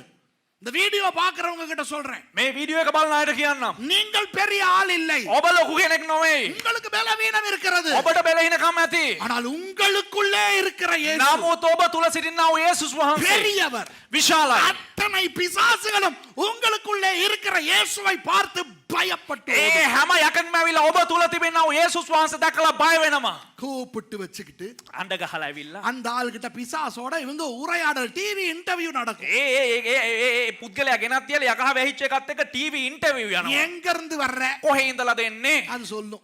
ඒ කියයි යකා කියයි. அட்ரஸ் எல்லாம் சொல்லும். எப்ப வந்த? කො කවද්ද ආවේ? நான் ஏன் வந்த? ඇයි ආවේ? ஏன் இதெல்லாம்? ඇයි මේවා? ஏன் பேரட்ரா? மத்தது பிசாசுனாலே பொய்க்கு பிதா. ඒ කියන්නේ යකා කියන්නේ බොරුවට පියා. நீங்க கேட்டோன்னா உண்மையை சொல்லிருமோ? ආපු ගමන් ඇත්තම කියයිද? ஏன் அதோட இன்டர்வியூ நடத்துறீங்க? ඇයි මොනවද මේ සම්මුඛ සාකච්ඡා තියන්නේ? ஏன் அதுல தலைமுடிய புடிச்சு உருட்டி புரட்டி தடுமாறுறீங்க? ඇයි අර කොණ්ඩේ අල්ලලා මේම කරකවලා අම්බරලා පිටි අම්බරන්නේ දාලා? ஐயோ, இந்த யூடியூப்ல பாருங்க, මේ YouTube එකේ බලන්න. பிசாசு பிடிச்ச பொம்பளட நெஞ்ச பிடிச்சுக்கிறாங்க சில අර பேர். යකා වෙයිලා ඉන්නව කාන්තාවගේ මේම බබු අල්ල ගන්නවා. என்னடி காணிவல் காட்டுறீங்களா? මොකද මේ කානිවල් පෙන්වන්නේ? அவமானமா இல்லையா? அவமானமா இல்லையா? මේක ඉතා අප්‍රසන්න දෙයක් නොවේද? Why are you struggling to cast a demon out? Why are you striving? பிசாசை துரத்த ஏன் ඇයි கஷ்டப்படுகிறீர்கள்? යකා එලවන්නේ එච්චර අමාරු වෙන්නේ? பிசாசு உங்களை பார்த்து ஓட போவதில்லை. යකා ඔබ බලලා දුවන්න යන්නේ. நீங்கள் பயன்படுத்துகிற நாமம் අපි භාවිතා කරන්නා වූ නාමය. அது இயேசுவின் நாமம். ඒ යේසුස් වහන්සේගේ නාමය. இயேசுவின் நாமம் அவ்வளவு வல்லமையான நாமமாய் வந்ததற்கு காரணம் என்ன? යේසුස් වහන්සේගේ නාමය තරම් බලවත් නාමයක් ලෙස එන්න කාරණාව කුමක්ද? இயேசுவானவர் சிந்தின ரத்தம். යේසුස් වහන්සේ විසින් වගුරුණු ලබා වූ ලේ. இயேசுவின் ரத்தம் ஜெயம். උන්වහන්සේගේ රුධිරයට ජය තිබෙනවා. You don't have to strive to cast demons out because you are using the name of Jesus, which is all powerful, because of Jesus's shed blood. அந்த இயேசுவின் ரத்தம் தெளிக்கப்பட்ட ஜனம் நாங்கள். ඒ යේසුස් වහන්සේගේ ලේ ඉසිනු ලැබුවා වූ ජනතාව තමයි අපි. நான் பிசாசு துரத்துறதெல்லாம் வீடியோ எடுத்து யூடியூப்ல போட மாட்டேன். මම යක්කු එලවනේ අරගෙන ඇවිල්ලා ඒක වීඩියෝ කරලා YouTube එකේ දාන්නේ. ஆனால் என்னோடு ஊழியத்தில் இருந்தவர்களுக்கு தெரியும். නමුත් දේවදාසයත් එක්ක ඇවිල්ලා දේව සේවයේ සිටිනව අයට දන්නවා. பெரிய பெரிய பிசாசெல்லாம் ஆடுனா ලොකු ලොකු යක්කු කොහමද සැලෙන්නේ කියලා. ஒரே வார்த்தை, එක වචනයයි. ஆடாத, නටන්න එපා. நில். නැවතියන්. இயேசுவின் நாமத்திலே යේසුස් වහන්සේගේ නාමයෙන් நிக்கணும். නවතින්න ඕන. உட்காரு இயேசுவின் நாமத்தில். ඉඳගනින් යේසුස් වහන්සේගේ නාමයෙන් உட்காரணும். ඉඳ ගන්න ඕන. போ இயேசுவின் පළ යේසුස් වහන්සේගේ නාමයෙන් යන්න ඕන. போகணும். சுரேஷ் சொன்னா யாரும் கேட்க தேவையில்லை. තුෂාර කිව්වනම් කවුරුත් අහන්න ඕනේ. Nobody needs to listen if Suresh says. But if I say in the name of Jesus, the devil will have to obey. ஆனால் இயேசுவின் நாமத்திலே என்று நான் சொன்னால் නමුත් යේසුස් වහන්සේගේ නාමයෙන් කියලා කිව්වනම් பிசாசு கேட்கத்தான் வேண்டும், යකා අහන්න තමයි ඕන. கீழ்ப்படியத்தான் வேண்டும். කීකරු වෙන්න තමයි ඕන. சுரேஷ்னால் அல்ல, තුෂාරවත් සුරේෂ්වත් නිසා නොවේ. இயேசுவின் மீது. යේසුස් වහන්සේ නිසා. இயேசு எத்தனை பிசாசுகளை துரத்தி යේසුස් වහන්සේගේ තරම් යක්කු එලෙව්වද? பேர் அட்ரஸ் எல்லாம் கேட்டுக்கிட்டு இருந்தாங்க. ඇඩ්‍රස් ඔක්කොම අහගෙන හිටියද? மகதலேனா மரியாள் இடத்துல இருந்து 7 பிசாசுகளை துரத்தினார் இயேசு. මග්දලාහි මරියා ගාමින් ඇවිල්ලා යක්කු 7ක් එලෙව්වා. 7 டிவி சேனலை கொண்டாந்து வச்சுக்கிட்டு இன்டர்வியூ எடுத்தாரா? මේ නාලිකා 7ක් ඇවිල්ලා සම්මුඛ සාකච්ඡා 7ක් ගත්තද? இப்பொழுது நான் பிசாசு முதல் பிசாசு இடத்துல கேட்கிறேன். දැන් අපි ඉස්සරලාම පළවෙනි යකාගෙන් අහනවා. உங்கள் பெயரை சொல்லுங்கள். ඔබේ නම කියන්න. நான் தான் மாரி. මම තමයි ඇවිල්ලා මාරි. நன்றி. இன்று நீங்கள் வந்திருக்கிறீர்கள். மாரி நீங்கள் எங்க இருந்து வந்திருக்கிறீர்கள்? මාරි ඔයා කොහේ ඉඳලාද එන්නේ? புளிய மரத்துல இருந்து வந்திருக்கிறேன். සියඹලා ගහේ ඉඳලා ඇවිල්ලා ඉන්නේ. அப்படியே சொல்லுங்கள், நீங்கள் எப்பொழுது வந்தீர்கள்? එහෙම කියන්න දැන් ඔයා ආයි කොහේ ඉඳලාද එන්නේ? இயேசு இன்டர்வியூ எடுத்தாரா? යේසුස් වහන්සේ සම්මුඛ සාකච්ඡා පැවැත්වුවද? ஒரே வார்த்தை, එක වචනයයි. போ. ඵලයන්. You know, when Mary Magdalene was brought with 7 demons, Did Jesus interview the demons? No. Get up. Hello. ஒரு ஆளுக்கு பேய் பிடிச்சிருந்தா එක මිනිස්සෙකුට ඇවිල්ලා යකෙක්ව හෙලා හිටියා නම් அதுக்கு எத்தனை பேய் இருந்தா நமக்கு என்ன? ඇතුලේ යක්කු ගියක් හිටියත් අපිට මොකෝ? அது அது அது தமிழ் பேயா இருந்தா என்ன, சிங்கள பேயா இருந்தா என்ன, வெள்ளக்கார பேயா இருந்தா நமக்கு என்ன? දෙමළ යකෙක් ඒවා මේ සිංහල යකෙක් ඒවා සුදු යකෙක් ඒවා අපිට මොකෝ? Huh? So what is the matter? I mean, who cares if there is one demon or many? Who cares if it is a Tamil demon or a Sinhalese demon or an American demon? American demon. பேய் போகணும். லேகியோன். යකා යන්න ඕන ලෙගියොන්. இயேசு கேட்டார், எத்தனை பேரடி, உன் பேர் என்னடின்னு கேட்டார் இயேசு. இயேசு கேட்டார், உன் பேர் என்ன? යේසුස් වහන්සේ ඇහුවා උනේ නම මොකක්ද කියලා. லேகியோன். ලෙගියොන්. லேகியோன் என்றால் ஆயிரக்கணக்கான. ලෙගියොන් කියලා කියන්නේ දහස් ගණන්. பேதுரு லாக் புக்க கொண்டா.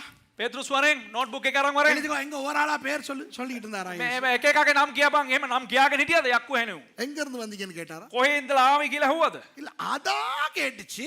ඒ කියන්නේ ඒක ඇහුවා, ඒක ඇහුවා. ඒක ඇහුවා යකා. நாங்கள் இந்த பன்றிக்குள்ள போகலாமா? අපි මේ ඌරෝ ගාවට යන්න පුළුවන්ද? அது வேறு காரணம், அது இப்ப வேண்டாம். ඒක වෙන කතාවක්. දැන් ඒක එපා. இயேசு சொன்னாரு, எங்க போனா நமக்கு என்ன? යේසුස් වහන්සේ කිව්වා බලා කොහේ ගියත් අපිට මොකෝ? சரி போ அப்படின்ட்டார். හරි උඹ ඵලයන් කියලා කිව්වා. அன்பானவர்களே, இயேசு அந்த பிசாசுகளை வைத்து மாரடித்துக் கொண்டிருக்கவில்லை. යේසුස් වහන්සේ ඇවිල්ලා අර යක්කුව තියාගෙන ඇවිල්ලා නිකන් මේ වෙලාව விசுவாட்டாக நீடியனே. Jesus did not spend time with the demons, just cast them out. Pavul இப்படிதான் போய்கிட்டு இருக்கிறார் ரோட்ல. පාවුල් තුමා මෙන්න මෙහෙම තමයි ගමන් කරන් හිටියේ පාරේ. பேய் பிடிச்சவ வந்து ஆடிக்கிட்டு பின்னாலே வர்றா. මේ යක්කුව හෙච්චෙන් ඇවිල්ලා නටාගෙන පිටිපස්සෙන් ආව පාවුල් තුමා පස්සෙන්. ஓ, இவரெல்லாம் பெரிய ஊழியக்காரர். ඔහො ඔයා තමයි ඇවිල්ලා ලොකු සේවකයා. ஓ, இவர்கள் தேவனுடைய ஊழியக்காரர். ඕ මේ අය ඇවිල්ලා දෙවියන් වහන්සේගේ දාසයෝ. நம்மால் பின்னால ஒரு பேய் பிடிச்சவ இப்படி கத்திக்கிட்டு வரணும். අපේ එක්කන පස්සෙන් ඇවිල්ලා මෙහෙම යකෙක් කෑ ගහගෙන එන්න ඕන. உடனே Facebook லைவ் எடுத்து அடிப்பானுங்க. இந்த பாரு பேய் என்னைய එක පාටම ඇවිල්ලා Facebook live අරගෙන ගහය වෙලා මේ බලපන් යකෙක් කියනවා මම පස්සෙන්.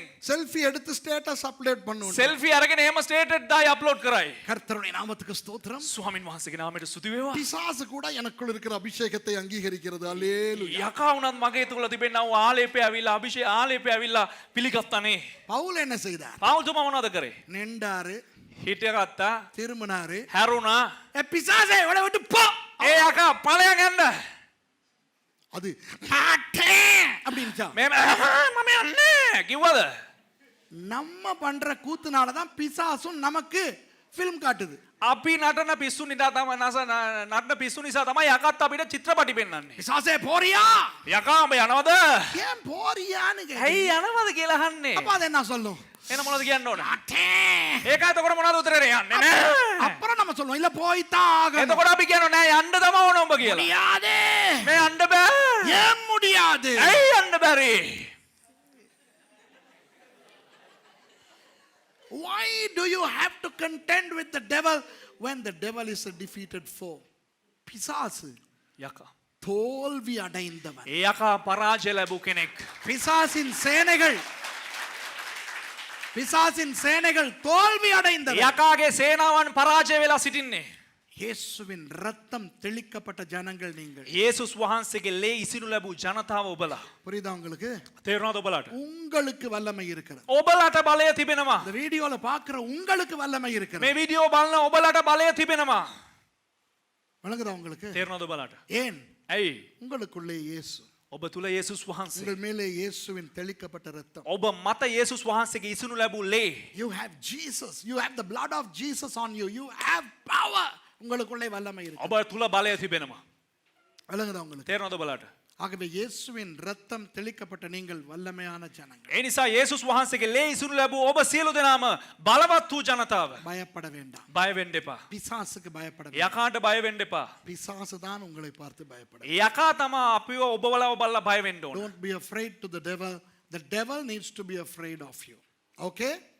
சர்வ வல்லவர் நம்மோடு இருக்கிறார். සර්ව බලධාරී දෙවියන් වහන්සේ අපිත් සමග සිටිනවා. பாருங்கள், நம்மோடு இந்த திரித்துவ தேவன் எப்படி செயல்படுகிறார் என்று அழகாக பேதுரு காட்டுகிறாரா இல்லையா? දැන් බලන්න පේතෘස් තුමා කෙතරම් ලස්සනටද ත්‍රිත්වයේ දෙවියන් වහන්සේ අපිත් සමග සිටිනවා කියලා මෙතනින් පෙන්눔 කරන්නේ. How beautifully does Peter portray the presence of the triune God in our lives. அவர் சொல்லுகிறார், பிதாவாகிய தேவனுடைய முன்னறிவின்படியே. ඔව් කියනවා ඇවිල්ලා පිය වූ දෙවියන් වහන්සේගේ පෙරදැනගැන්මේ. So Peter beautifully says, through the foreknowledge of the Father God. ஆவியானவரின் பரிசுத்தமாக்குதலினாலே கீழ்ப்படிதலுக்கும். ආත්මයන්න් වහන්සේගේ පිරිසුදු කිරීමෙන් කීකරු වීමටත්. Through the sanctification of the Holy Spirit to which we need to obey. இயேசு கிறிஸ்துவினுடைய ரத்தம் தெளிக்கப்படுதலுக்கும். Wow. යේසුස් ක්‍රිස්තුස් වහන්සේගේ ලේ ඉසිනු ලැබීමටත්. To the sprinkling. To the sprinkling of the blood of Jesus. தெரிந்து கொள்ளப்பட்ட பரதேசிகளுக்கு எழுதுகிறதாவது. තෝරා ගනු ලැබුවන්ට ලියා එවන වගනම්. You are elected. And to you he writes, wow. கிருபையும் சமாதானமும் உங்களுக்கு பெருக கடவுது. අනුග්‍රහයත් සමාදානයත් නුඹලාට වැඩි වේවා. கிருபை சமாதானத்தை பற்றி முன்பு நான் உங்களுக்கு சொல்லி கொடுத்திருக்கேன். අනුග්‍රහයත් සමාදානයත් ගැන ඔබලාට මම කලින් කියලා දීලා තිබෙනවා. Let grace and peace be unto you, Peter says, and I have already explained about grace and peace earlier on in one of my messages. அப்போ திரித்துவ தேவன் நம்மோடு இருக்கிறாரா? එහෙනම් ත්‍රිත්වයේ දෙවියන් වහන්සේ අපිත් සමග සිටිනවද? எவ்வளவு முக்கியமானவர்கள் என்று பார்த்தீர்களா நீங்கள்? කෙතරම් අපි වැදගත් අයද කියලා බැලුවා නේද? You see how important are you for God? பிதா உங்களை தெரிவு செய்திருக்கிறார். පියාණන් වහන්සේ ඔබලව තෝරාගෙන තිබෙනවා. The Father has chosen you through his foreknowledge. அவருடைய முன்னறிவின்படி. උන්වහන්සේගේ පෙර දැනගැනීමේ ප්‍රකාරයට. பரிசுத்த ஆவியானவர் உங்களை சுத்திகரித்துக் கொண்டே இருக்கிறார். සුදාත්මයන්න් වහන්සේ ඔබලව පවිත්‍ර කරගෙන සිටිනවා. The Holy Spirit is sanctifying you moment by moment. இயேசு கிறிஸ்துவின் இரத்தம் உங்கள் மேல் தெளிக்கப்பட்டிருக்கிறது. ක්‍රිස්තුස් වහන්සේගේ ලේ ඔබ මත ඉසනු ලබා The තිබෙනවා. blood of Jesus is sprinkled upon you. மறுபடி இப்ப எல்லாம் சொல்லுங்க. வீடியோல உள்ளவங்களும் சொல்லுங்க. නැවත වතාවක් සියලු දෙනාම කියන්න. වීඩියෝ එක බලන අයත් කියන්න. நான் මම பிதாவினால் தேவனை கேளுமோ நான் பிதாவினால் නාන් පිතාවිனால் தெரிந்து கொள்ளப்பட்டிருக்கிறேன். තෙරඳු කොள்ளපట్ట இருக்கிறேன். මම මම පියාණන් වහන්සේ විසින් පියාණන් වහන්සේ විසින් තෝරා ගනු ලැබුවෙමි. තෝරා ගනු ලැබුවෙමි. I am I am chosen by the Father. chosen by the Father. நான் නාන් பரிசுத்த ஆவியானவரால் පරිසුද්ධ ආවියානවරාல் எந்நேரமும் එන්නේරම சுத்திகரிக்கப்பட்டு கொண்டு வருகிறேன். සුද්ධිකරිකපట్టు கொண்டு මම வருகிறேன்.